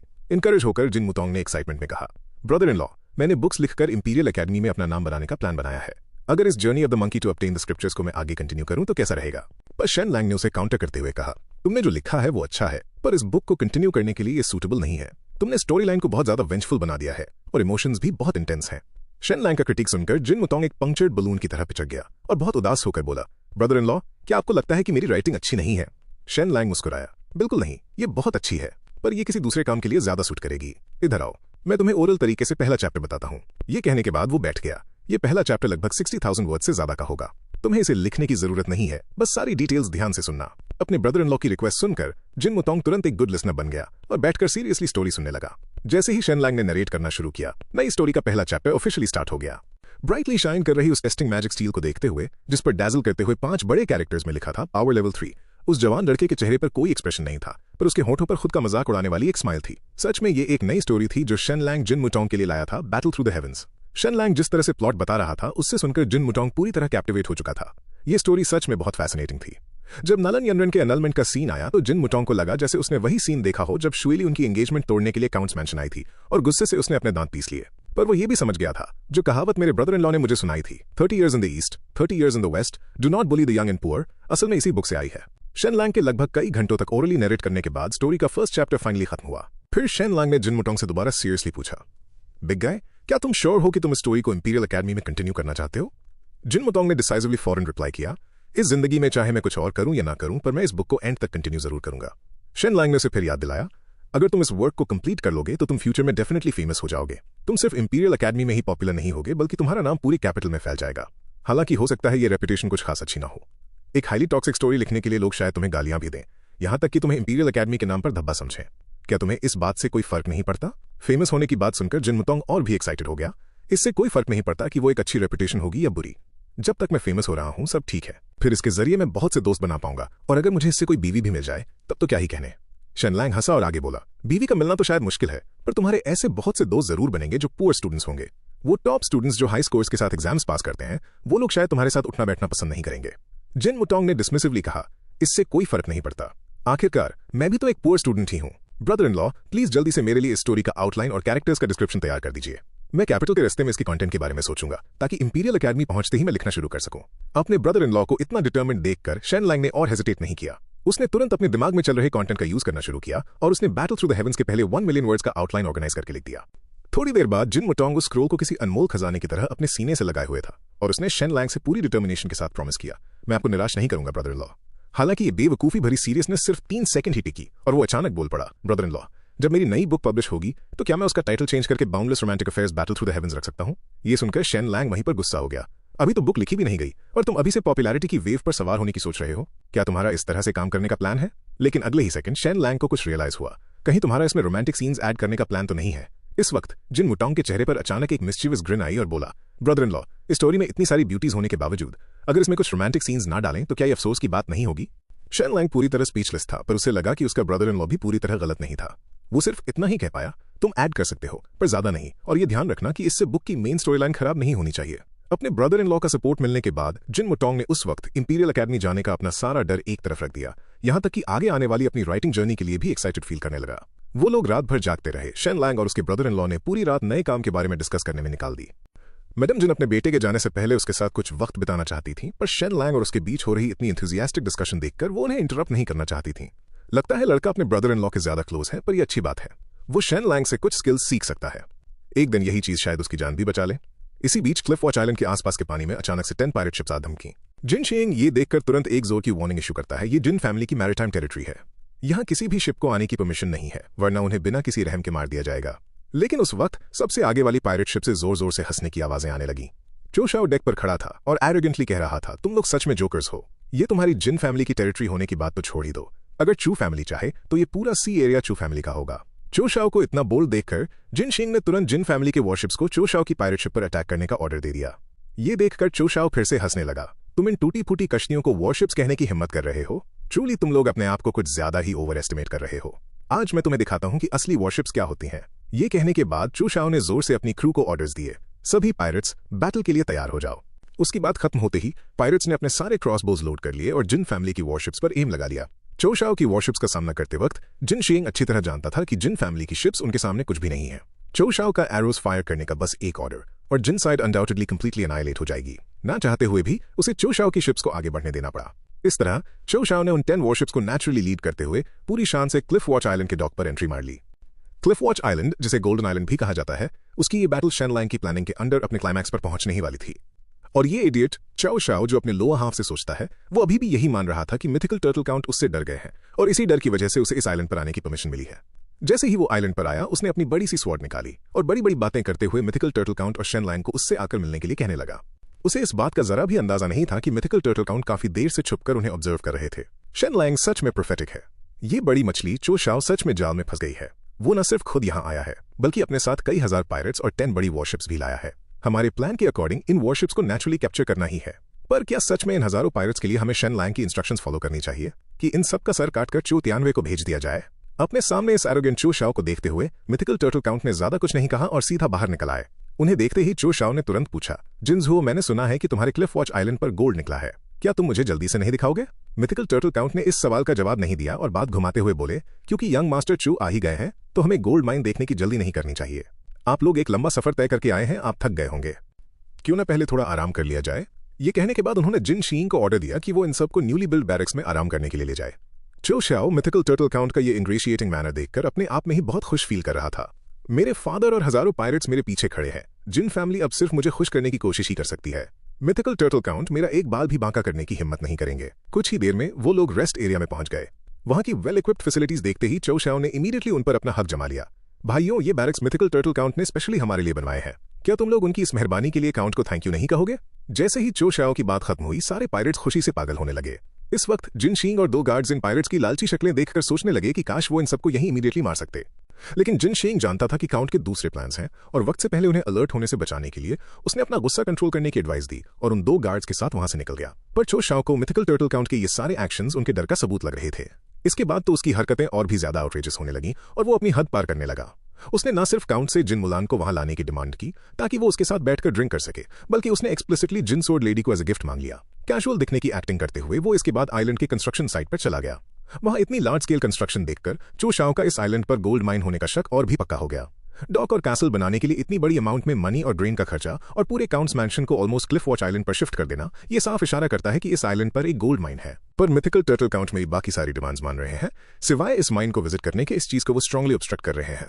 अभी उनसे दुश्मनी मोल लेने का वक्त नहीं है, इसलिए मुझे कोई दूसरा प्लान सोचना पड़ेगा। अगले दिन सुबह जल्दी माइनर्स एक एक करके काम शुरू करने के लिए माइन में एंटर होने लगे। इन माइनर्स के बीच चो शाओ ने जानबूझकर भेस बदला हुआ था ताकि वो भी उनके साथ ब्लेंड इन हो सके। माइन में एंटर करते ही सामने का नजारा देखकर वो स्टन रह गया। उसने एक ह्यूज माइन पिट देखा जो बॉटमलेस लग रहा था और इसका डायमीटर ऑलमोस्ट 1 से 200 मीटर्स का रहा होगा। इस पिट के बॉटम के आसपास कई सारे घर बनाए गए थे। चो शाओ चुपचाप माइन के अंदर गहराई तक उनको फॉलो करता गया, जहां सिक्योरिटी धीरे धीरे बहुत स्ट्रिक्ट होती जा रही थी। हर माइनर को अंदर आने के लिए अपना टैग दिखाना पड़ता था। लकीली चो शाओ ने पहले ही एक टैग के ओरिजिनल ओनर को एलिमिनेट कर दिया था, जिसकी वजह से वो सेफली वहां घुसने में कामयाब हो गया। उसके बाद उसने एक एक करके उन सारे घरों को चेक करना शुरू किया। जब उसने पहले घर का दरवाजा खोला तो चमकते हुए गोल्ड ने ऑलमोस्ट उसकी आंखें चौंधिया दी। होली शिट, यहाँ तो बहुत सारा गोल्ड सैंड जमा किया गया है। अंदाजे से कम टेंस ऑफ थाउजेंड्स पाउंड्स का होगा और यहाँ गोल्ड बार्स के दर्जनों बॉक्सेस भी हैं। अपने दिल की एक्साइटमेंट को सप्रेस करते हुए उसने एक दूसरा दरवाजा खोला। इस रूम का सेटअप ऐसा था कि आइलैंड के रिवर और उसके सेडिमेंट को अंदर ही डाइवर्ट किया गया था। वर्कर्स बहुत स्मूथली उस सेडिमेंट से गोल्ड सैंड को वॉश कर रहे थे और सबसे बड़ी बात यह थी कि इस सेडिमेंट में गोल्ड का कंटेंट बहुत ही ज्यादा था। ऑलमोस्ट आधा सेडिमेंट तो गोल्ड सैंड ही था। देखते ही देखते वहां गोल्ड सैंड का एक और ढेर लग गया। इस वक्त चो शाओ इतना एक्साइटेड था कि उससे ठीक से सांस भी नहीं ली जा रही थी। कोई हैरानी की बात नहीं कि मिथिकल टर्टल काउंट्स मैंशन ने इजीली 800,000 पे कर दिए थे। इतनी बड़ी गोल्ड माइन होने के साथ इस जैसे 800,000 के 10 टाइम्स और भी आसानी से प्रोड्यूस किए जा सकते हैं। अब मेरी चू फैमिली अमीर होने वाली है। सिर्फ 50% लेने की बात भूल जाओ, ये पूरी गोल्ड माइन चू फैमिली की होगी। ये सब मेरा है। चो शाओ का सुबह सवेरे मिथिकल टर्टल काउंट्स मैंशन में एक मिस्टीरियस गेस्ट आया। ये शख्स प्रिंस निंग ज़ेंग का एक ट्रस्टेड यूनिक था, जिसे इसलिए स्पेसिफिकली भेजा गया था क्योंकि वो जिन मुकांग की कैपिटल जर्नी पर उसकी सेफ्टी को लेकर वरीड थे। मैडम जिन इस जेस्चर से बहुत टच्ड फील कर रही थी और इमीडिएटली उन्होंने यूनिक के साथ प्रिंस निंग ज़ेंग को वापस भेजने के लिए कुछ स्पेशल गिफ्ट्स तैयार करने का मन बनाया। शुरू में यूनिक ने इनकार करने की कोशिश की, पर मैडम जिन की इंसिस्टेंस को टाल नहीं पाए और मान गए। थोड़ी देर बाद शेन लैंग की तरफ से अरेंज किए गए कई बड़े गिफ्ट बॉक्सेस वहां पेश किए गए। यहाँ सिल्क और सोर्ड्स जैसी कॉमन आइटम्स के अलावा शेन लैंग की स्पेसिफिकली बनाई गई बहुत सारी शैम्पूज, सोप्स, परफ्यूम्स और फेशियल मास्क भी थी। ऑफ कोर्स ये गिफ्ट्स शेन लैंग ने प्रिंस निंग ज़ेंग की वाइफ के लिए प्रिपेयर किए थे। जैसे कि एंशिएंट टाइम से कहा जाता है, कोई भी रिलेशनशिप बिल्ड करने के लिए सबसे पहले किसी की सिग्निफिकेंट अदर का दिल जीतना जरूरी होता है। हालांकि यूनक को नहीं पता था कि शेन लैंग ये कौन सी चीजें भेज रहा है, पर उसने इतने रूमर्स तो सुने ही थे कि मिथिकल टर्टल काउंट्स मैंशन की वेल्थ अब वो नहीं रही जो पहले हुआ करती थी। इसलिए वो नेचुरली समझ गया था कि उसके मास्टर और मिथिकल टर्टल काउंट्स मैंशन के रिलेशनशिप को देखते हुए ये प्रिपेयर्ड आइटम्स कोई ऑर्डिनरी नहीं होंगी। उसने इमीडिएटली अपने मास्टर के बिहाफ पर मैडम जिन को थैंक यू कहा। इसी वक्त शेन लैंग आगे आया और पूछा, मैं आई आस्क यूनक, क्या प्रिंस निंग झेंग की लाइफ में रिसेंटली कोई डिफिकल्टीज चल रही हैं? यूनक ने शेन लैंग को बताया कि जब से प्रिंस निंग झेंग ने मुश्किल वक्त में मिथिकल टर्टल काउंट्स मैंशन की मदद की है और स्पेशली शेन लैंग के 800,000 गोल्ड कॉइन से कई लोगों की बेइज्जती होने के बाद इन सब चीजों की वजह से सॉवरेन आग बबूला हो चुके हैं। सॉवरेन को यहां तक शक हो रहा है कि निंग झेंग इन नई पॉलिसीज को सैबोटाज करने के लिए मिथिकल टर्टल काउंट्स मैंशन के साथ कल्यूड कर रहे हैं। न सिर्फ निंग झेंग को डांटा गया और कई बार घुटनों पर बैठने पर मजबूर किया गया, बल्कि कुछ बेसलेस एक्यूजेशंस की वजह से वार्निंग के तौर पर निंग झेंग के मैंशन का एक कॉलम तक गिरा दिया गया। इस सब के बावजूद जब निंग झेंग को पता चला कि सॉवरेन ने जिन मुकोंग को इंपीरियल एकेडमी में पढ़ने के लिए अलाउ किया है, तो उसने मदद करने में जरा भी हेजिटेशन नहीं की ताकि जिन फैमिली की आखिरी ब्रांच को किसी तरह सेव किया जा सके। इस पॉइंट पर यूनक ने आह भरते हुए कहा, मेरे मास्टर अपने लिए कुछ नहीं मांगते, पर उन्होंने कई इनजस्टिसेस फेस किए हैं। वो शायद इन सब के बारे में कुछ न सोचें, पर हम सर्वेंट्स अपने मास्टर की तरफ से बहुत इंडिग्नेंट फील करते हैं। शेन लैंग ने ज्यादा कुछ नहीं कहा, बस एक सिंपल लाइन में अपना ग्रेटिट्यूड एक्सप्रेस किया। हिज हाइनेस की कंसर्न के लिए बहुत शुक्रिया। एक दिन मैं खुद पर्सनली जाकर हिज हाइनेस को थैंक यू कहूंगा। यूनक, जो कि एक वाइज आदमी था, शेन लैंग का इंटेंशन समझ गया। क्लिफ वॉच आइलैंड इस वक्त टर्बुलेंट टाइम्स फेस कर रहा है। प्लीज आप अपना खास ख्याल रखें। Mythical Turtle Count. Shen Lang ने पूछा, क्या कैपिटल में कोई ग्रुप्स अपनी लॉबिंग कर रहे हैं? यूनक ने हाँ में सर हिलाया, और सिर्फ एक ग्रुप नहीं, वो लोग लंबे वक्त से आपके आइलैंड की गोल्ड माइन पर नजर रखे हुए हैं। अब वो मुश्किल से अपने आप को कंट्रोल कर पा रहे हैं। ये सुनने के बाद शेन लैंग ने दोबारा यूनक को उसकी इस वार्निंग के लिए थैंक यू कहा। उसे अंदर ही अंदर ये बात समझ आ चुकी थी कि अब उसको अपने स्ट्रेटेजिक प्लान्स को एक्सेलरेट करना पड़ेगा। जल्द ही विदाई का वक्त आ गया। फैमिली के सभी लोग मैंशन के बाहर आकर जिन मुकोंग को सी ऑफ करने लगे। मैडम जिन का रो रो कर बुरा हाल था और जिन मुलान लगातार अपनी मां के आंसू पोंछने में लगी थी। इस वक्त यूनक वांग, जो कि वहां बोर हो रहा था, उसने प्रिंस निंग झेंग के ट्रस्टेड यूनक को टी शुरू कर दिया। His highness the fifth prince सच में बहुत वार्म हार्टेड है, पर क्या खाने के वक्त खाना पकाना शुरू करना थोड़ा लेट नहीं हो गया? लेकिन उसकी ये बातें एक्सीडेंटली शेन लैंग ने सुन ली और उसे तुरंत ट्रिगर कर दिया। वेल, क्या आप ये इंसिनुएट कर रहे हैं कि निंग झेंग किसी यूजरपेशन की एम्बिशंस के साथ मेरी जिन फैमिली के साथ कल्यूड कर रहे हैं? ठीक है, क्योंकि आपको मजाक करना इतना पसंद है तो मैं भी इस फन में शामिल हो जाता हूं। फिर उसने धीरे से यूनक वांग के कान में फुसफुसाया, यूनक वांग, तुम्हारा इससे क्या मतलब है? क्या तुम सॉवरेन को कर्ज दे रहे हो? यूनक वांग शेन लैंग की ये बात सुनकर जल्दी से पलटकर बोला, तुम सिर्फ एक सन इन लॉ हो, तुम्हें ऐसी अनफाउंडेड एक्यूजेशंस नहीं लगानी चाहिए। मेरा मतलब ऑब्वियसली ये नहीं था। शेन लैंग हंसा, तो फिर तुम्हारा ऑलमोस्ट मील टाइम से क्या मतलब था? क्या तुम क्राउन प्रिंस की तरफ इशारा कर रहे हो? इस वक्त सॉवरेन अपने रेन की पीक पर है और तुम कह रहे हो कि मील टाइम हो गया है। ये तो सीधा सीधा सॉवरेन को दी गई एक कर्स लग रही है। क्योंकि तुम कह रहे हो कि तुम्हारा वो मतलब नहीं था, तो क्यों ना हम ये स्टेटमेंट हिज मैजेस्टी को रिपोर्ट कर दें। अब ये बात सच मानी जाएगी या नहीं, ये तो खुद सॉवरेन ही डिसाइड करेंगे। तुम्हें क्या लगता है? इस वक्त डर के मारे यूनक वैंग का चेहरा पीले से एकदम एशन हो चुका था। वो अच्छी तरह जानता था कि अगर ये बातें सॉवरेन के कानों तक पहुंच गईं, तो भले ही उसे नौकरी से ना निकाला जाए या मौत की सजा ना दी जाए, पर घंटों तक पीटे जाना और घुटनों पर बैठना जरूर मुकर्रर हो जाएगा। शेन लैंग के बारे में ये जो रूमर्स थे कि वो एक वेनमस स्नेक जैसा हार्टलेस इंसान है, लगता है ये बात सच थी।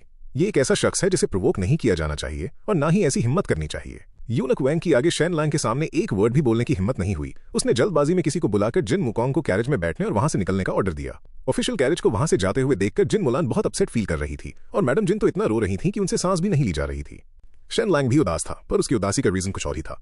पहले तो मेरी आदत खाने, सोने और डोडो को टीज करने की थी। अब जबकि डोडो चला गया है तो यहाँ किसी को टीज करने के लिए कोई नहीं बचा।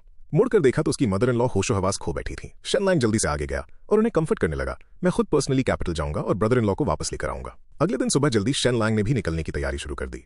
काउंट्स मैंशन के बाहर खड़े शेन लैंग और जिन मुलान के लिए एक दूसरे से दूर होना काफी मुश्किल हो रहा था। लेकिन क्लिफ वॉच आइलैंड की स्ट्रेटजी का फाइनल फेज शेन लैंग के बिना एग्जीक्यूट नहीं किया जा सकता था। उसने सॉफ्टली कहा, वाइफ, घर की सारी मैटर्स अब आपके और मदर इन लॉ के हवाले हैं। मैं और आपके फादर डेफिनेटली जल्दी ही सारी प्रॉब्लम सॉल्व कर लेंगे और विक्ट्री के साथ वापस आएंगे।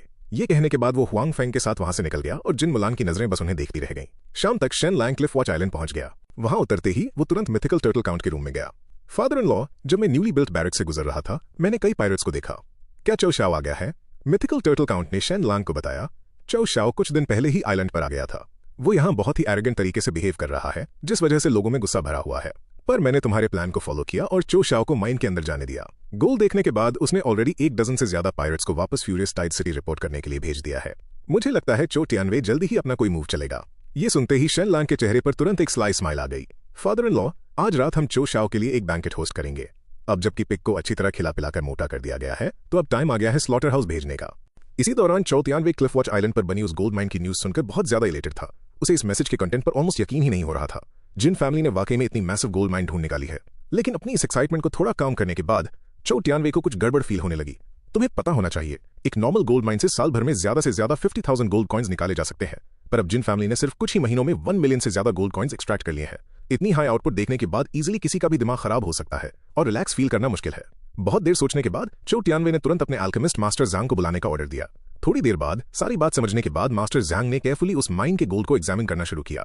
उस ताओइस्ट प्रीस्ट को साइलेंस देखते हुए साइड में खड़ा चो टियानवे विजिबली इंपेशेंट हो रहा था। मास्टर ज़्यांग, आप सिचुएशन समझ चुके हैं। आपकी ऑब्जर्वेशन के बेस पर क्या इस गोल्ड माइन में कोई गड़बड़ है जो जिन फैमिली खुद माइन कर रही है? क्या इसमें कोई डिसेप्शन हो सकता है? मास्टर ज़्यांग ने इनकार में सर हिलाया और बोला, मेरा सालों का एक्सपीरियंस यही कहता है कि इस गोल्ड माइन में कोई गड़बड़ नहीं है। ये बोलने के बाद मास्टर ज़्यांग खड़ा हुआ और उसने चो टियानवे के सामने बो करते हुए कहा, कंग्रेचुलेशंस माय किंग। मेरे एक्सपीरियंस और इन मटेरियल्स को जज करते हुए मैं ये बता सकता हूं कि क्लिफ वॉच आइलैंड पर बनी ये गोल्ड माइन कोई ऑर्डिनरी गोल्ड माइन नहीं है। ये एक एंशिएंट गोल्ड वेन है। एंशिएंट गोल्ड वेन सुनते ही चो टियानवे का शरीर जोर से कांप उठा। ये so called ancient gold when असल में एक एंशिएंट एम्परर का छोड़ा हुआ एक गोल्ड रिजर्व होता है। एक समय में इस दुनिया ने बहुत सारे सिग्निफिकेंट चेंजेस फेस किए थे, जिसने पूरे लैंड और ओशन को ट्रांसफॉर्म कर दिया था। और इस पीरियड के दौरान धरती ने इतनी ज्यादा हीट पैदा की जिसने सब कुछ पिघला कर रख दिया। जो गोल्ड पीछे छूट गया था उसने अंडरग्राउंड एक गोल्ड की नदी बना ली थी जो हर जगह बहने लगी थी और इस आइलैंड पर फैलकर एक गोल्ड वेन में कन्वर्ट हो गई। ये कहा जा सकता है कि जब एक बार ऐसी कोई गोल्ड वेन ढूंढ ली जाती है तो ये जमीन से फ्री का सोना उठाने से ज्यादा अलग नहीं होता। तब इसका ये एक्सप्लेनेशन सुनने के बाद चू तियानवे को अभी भी कुछ डाउट्स थे। हर कोई जानता है कि जिन फैमिली का सन इन लॉ शेन लैंग बहुत कनिंग और रूथलेस इंसान है। उसे शक था कि कहीं ये सब एक दिखावा ना हो। पर अगर पूरी दुनिया पर नजर डाली जाए तो कौन सी फोर्सेज इतना ज्यादा गोल्ड ला सकती हैं? करंटली हिडन ऑरिजिन सोसाइटी तो उसकी बिल्कुल भी मदद नहीं करती और वेल्थ के मामले में सेकंड रैंक पर आने वाली हेवनली पाथ सोसाइटी भी बिना किसी ह्यूज इंटरेस्ट के इतना बड़ा रिस्क कभी नहीं लेगी। सिर्फ एक सन इन लॉ के लिए एक ऐसी गेम खेलना जिसमें उनकी हार पक्की हो, ऐसे प्लान के लिए इतनी बड़ी अमाउंट ऑफ मनी प्रोड्यूस करना नामुमकिन है। ये सब सोचते हुए वो पीछे मुड़ा और मास्टर झांग से पूछा, आपके एक्सपीरियंस के बेस पर इस गोल्ड वेन में आप कितना रिजर्व एस्टिमेट करते हैं? मास्टर झांग ने चो तियानवे को बताया, 30 साल पहले द ग्रेट जिन किंगडम ने एक एंशिएंट गोल्ड वेन एक्सट्रैक्ट की थी। 20 साल पहले द ग्रेट फ्लेम एम्पायर ने द ग्रेट कियान किंगडम पर इन्वेड करने के लिए 1.3 मिलियन एलीट ट्रूप्स को मोबिलाइज किया था। द ग्रेट फ्लेम एम्पायर के सारे expenses the Great Jin Kingdom ने पे किए थे। मास्टर, अब जबकि आइल ऑफ गोल्ड माउंटेन आपके हाथों में है और क्लिफ वॉच आइलैंड पर भी एंशिएंट गोल्ड वेन दोबारा से रिवील हो गई है, तो क्या ये इस बात का इशारा नहीं है कि अब आपकी डोमिनेंस एस्टैब्लिश होने वाली है? इस वक्त ताओइस्ट की बातें सुनकर चू तियानवे के अंदर की खुशी का ठिकाना नहीं था और वो एक्साइटेड होता जा रहा था। अगले ही सेकंड उसने अपने शैडो गार्ड्स को समन किया, जाओ और मिथिकल टर्टल काउंट को ये मैसेज भेज दो और उससे इस आइलैंड की गोल्ड माइन का 80% हिस्सा हैंडओवर करने की डिमांड करो। और फ्यूरियस टाइड सिटी के पायरेट्स भी क्लिफ वॉच आइलैंड पर स्टेशन रहेंगे ताकि वो इस गोल्ड माइन की माइनिंग में पार्टिसिपेट कर सकें। अगर वो इस चीज से इनकार करें तो मैं टेंस ऑफ थाउजेंड्स ट्रूप्स इकट्ठा करूंगा और जिन फैमिली का इस दुनिया से नामो निशान मिटा दूंगा। रात होते ही क्लिफ वॉच आइलैंड की गैरिसन में पायरेट्स की जोर जोर से हंसने की आवाजें पूरे आइलैंड में गूंज रही थीं। ये सारे पायरेट्स कैंप में बैठकर मीट खा रहे थे और ड्रिंक्स एंजॉय कर रहे थे, जैसे जब वो आए थे उनकी सारी विजिलेंस गायब हो चुकी हो। उनके दिमाग में मिथिकल टर्टल काउंट और उसके सोल्जर्स बहुत ज्यादा कावर्डली थे।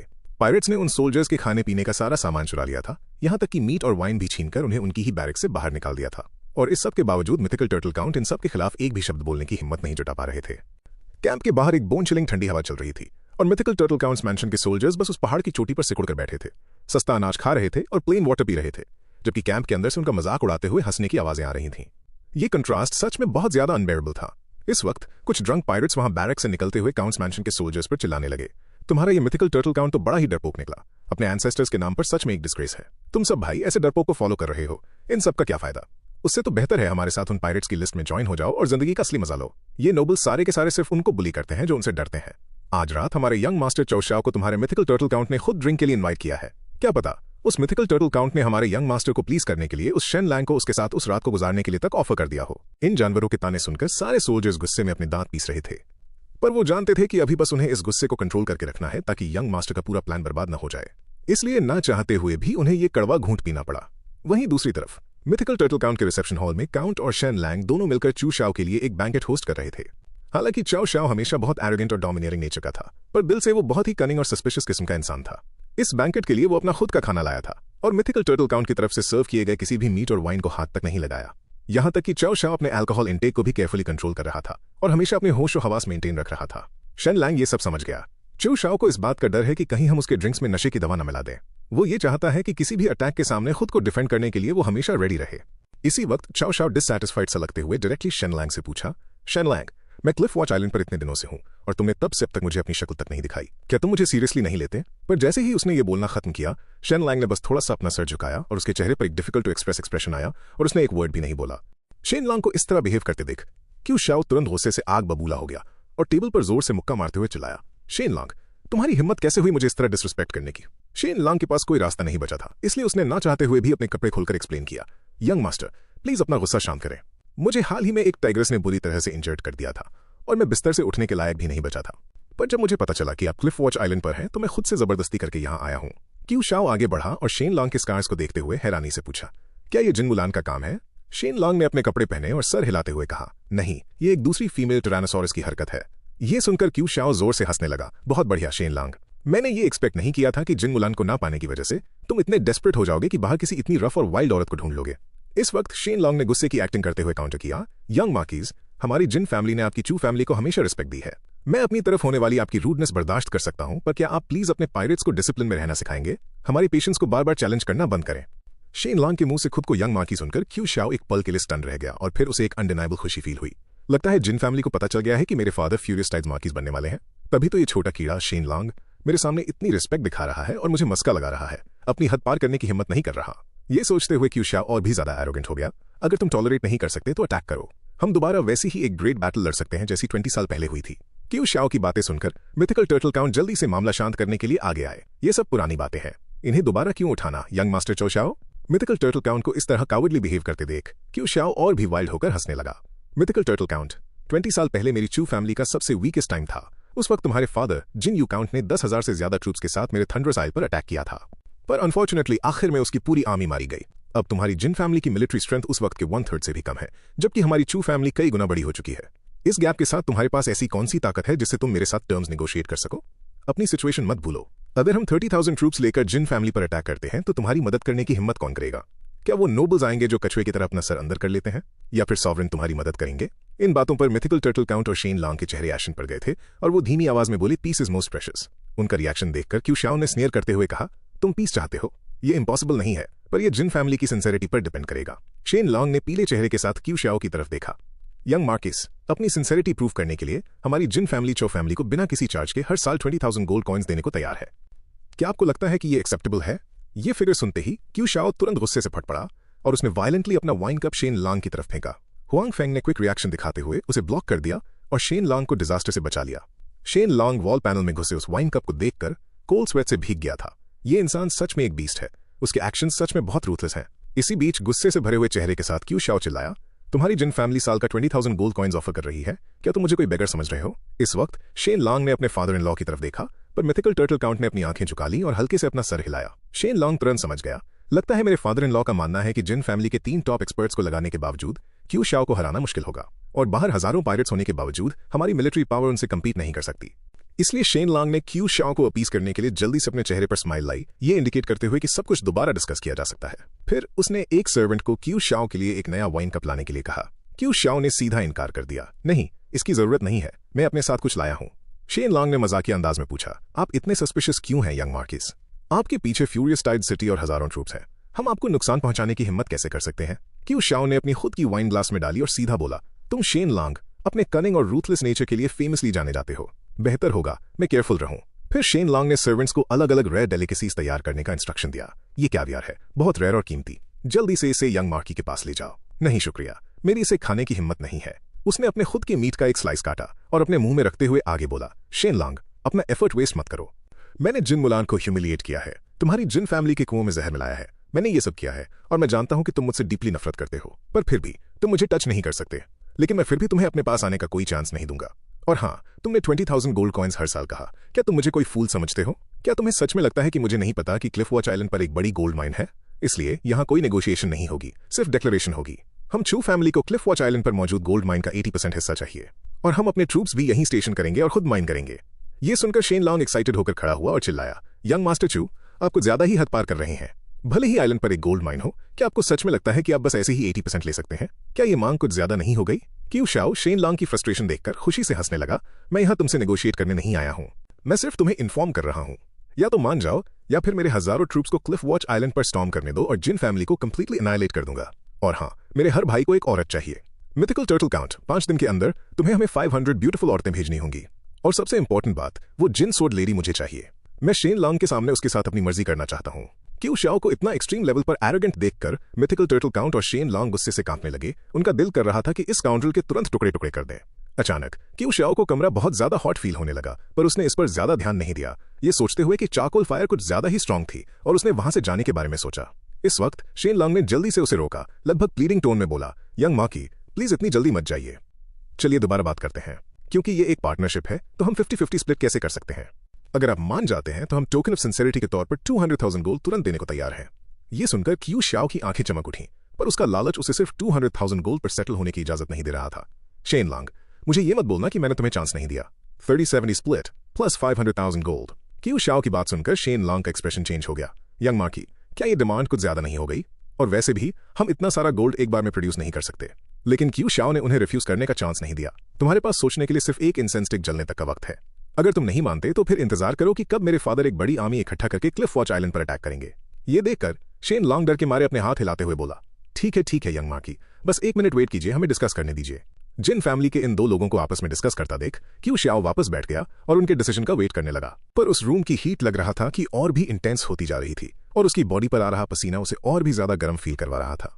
अचानक साइड से एक औरत के चिल्लाने की आवाज आई। क्यू शाओ ने पलट कर देखा तो जो सर्वेंट उसे सर्व कर रही थी उसने पानी का जग गिरा दिया था और वो भीग गई थी। उसके कपड़े उसकी बॉडी से चिपक गए थे। तब उसे रियलाइज हुआ कि वो सर्वेंट असल में एक औरत थी। ये नजारा देखकर क्यू शाओ की अंदर की फायर एकदम से एक्सप्लोड हो गई। वेल शेन लॉन्ग, तुमने मुझे धोखा देने की हिम्मत की, ये कहकर कि आइलैंड पर कोई औरतें नहीं है। ये लड़की जरूर स्पेशली तुम्हारे खुद के एंजॉयमेंट के लिए यहाँ लाई गई होगी। उसने लेचरसली उस औरत को जमीन पर गिरा दिया और उसके कपड़े फाड़ने लगा। शेन लॉन्ग, मैं तुम्हें एक और इंसेंस स्टिक तक का टाइम देता हूं। जब मैं अपना काम खत्म कर लूं तो तुम्हारे पास मेरे लिए एक परफेक्ट आंसर होना चाहिए।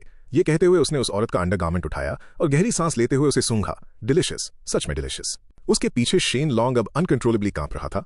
अपने दिल की एक्सटेसी को सप्रेस नहीं कर पा रहा था। क्यों शाओ, तुम आखिरकार मरने वाले हो। फिर उसने मिथिकल टर्टल काउंट के साथ ग्लांसेस एक्सचेंज किए।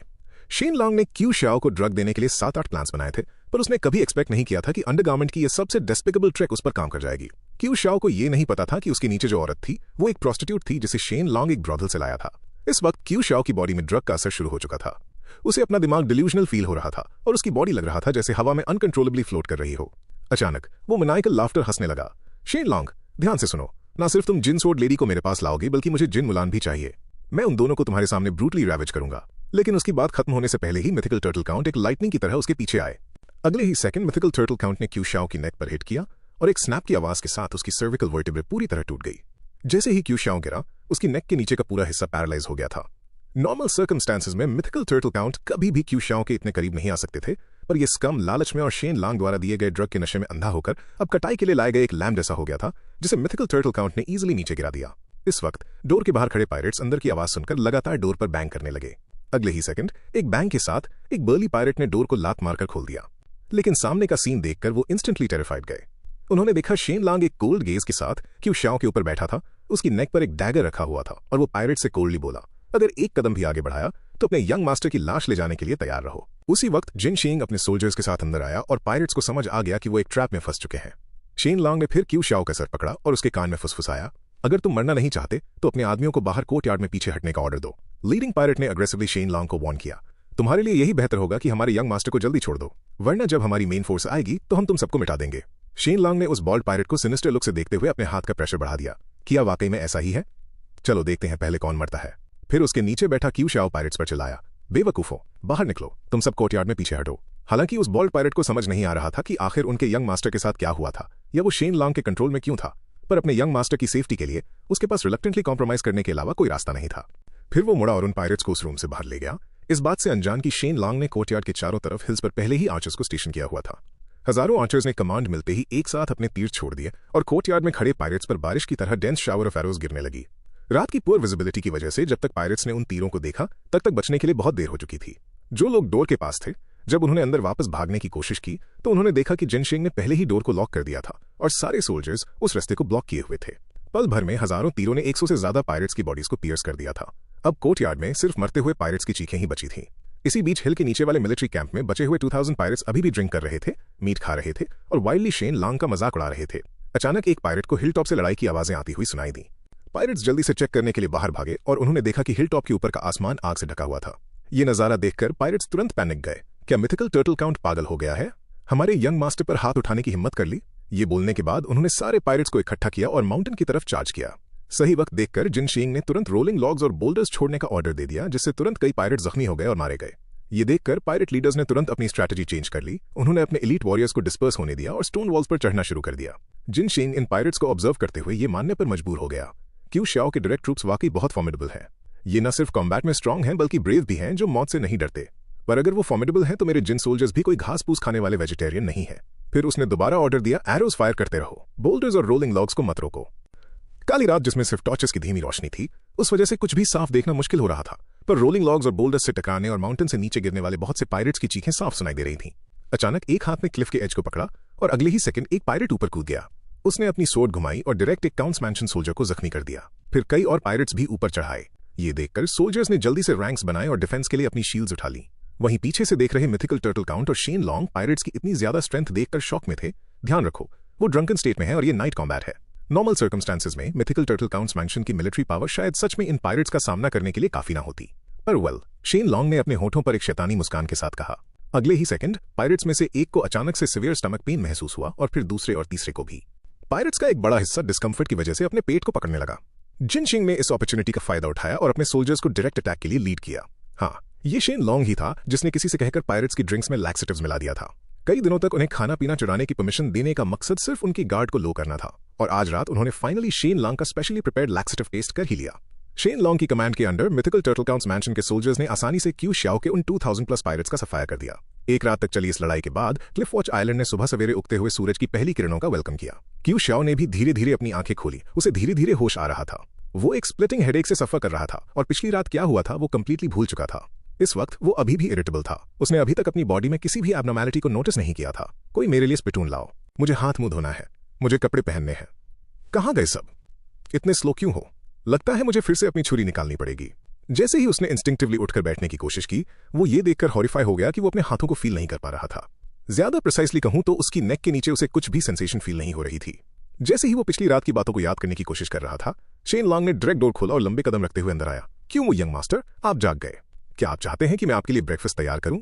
क्यू शाओ स्टंट था। ये क्यों क्या है? अब तुम क्या कर रहे हो शेन लॉन्ग? शेन लॉन्ग मुस्कुराया, क्यू शाओ के बगल में बैठा और फिर उसके हैरान चेहरे को देखते हुए धीरे से क्विल्ट उठाया। यंग मास्टर चू, आपको अपना नया नाम कैसे नहीं पता? अपने बर्ड के बिना क्या आप सिर्फ मुंह नहीं बचे? जैसे ही शेन लॉन्ग के अल्फाज खत्म हुए, क्यू शाओ को रियलाइज हुआ कि उसकी बॉडी का सबसे वाइटल पार्ट गायब हो चुका था।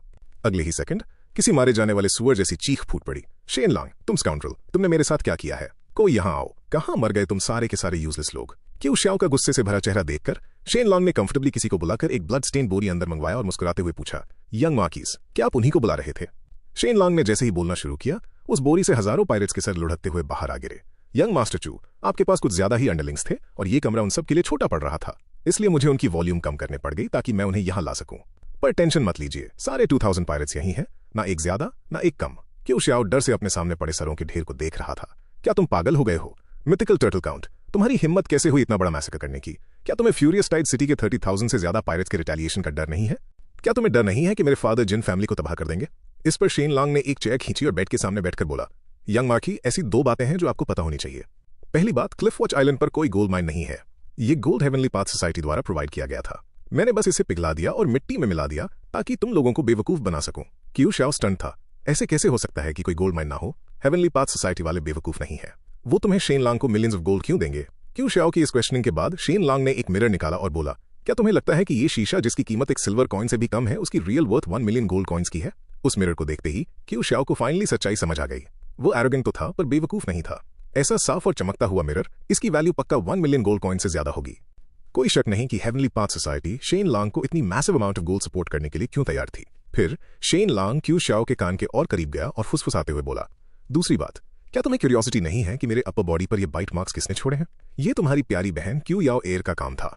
उसने मुझे पूरे 2 घंटे तक टॉर्मेंट किया। हालांकि ये बहुत दर्दनाक था पर साथ ही साथ एक्सिलरेटिंग भी था।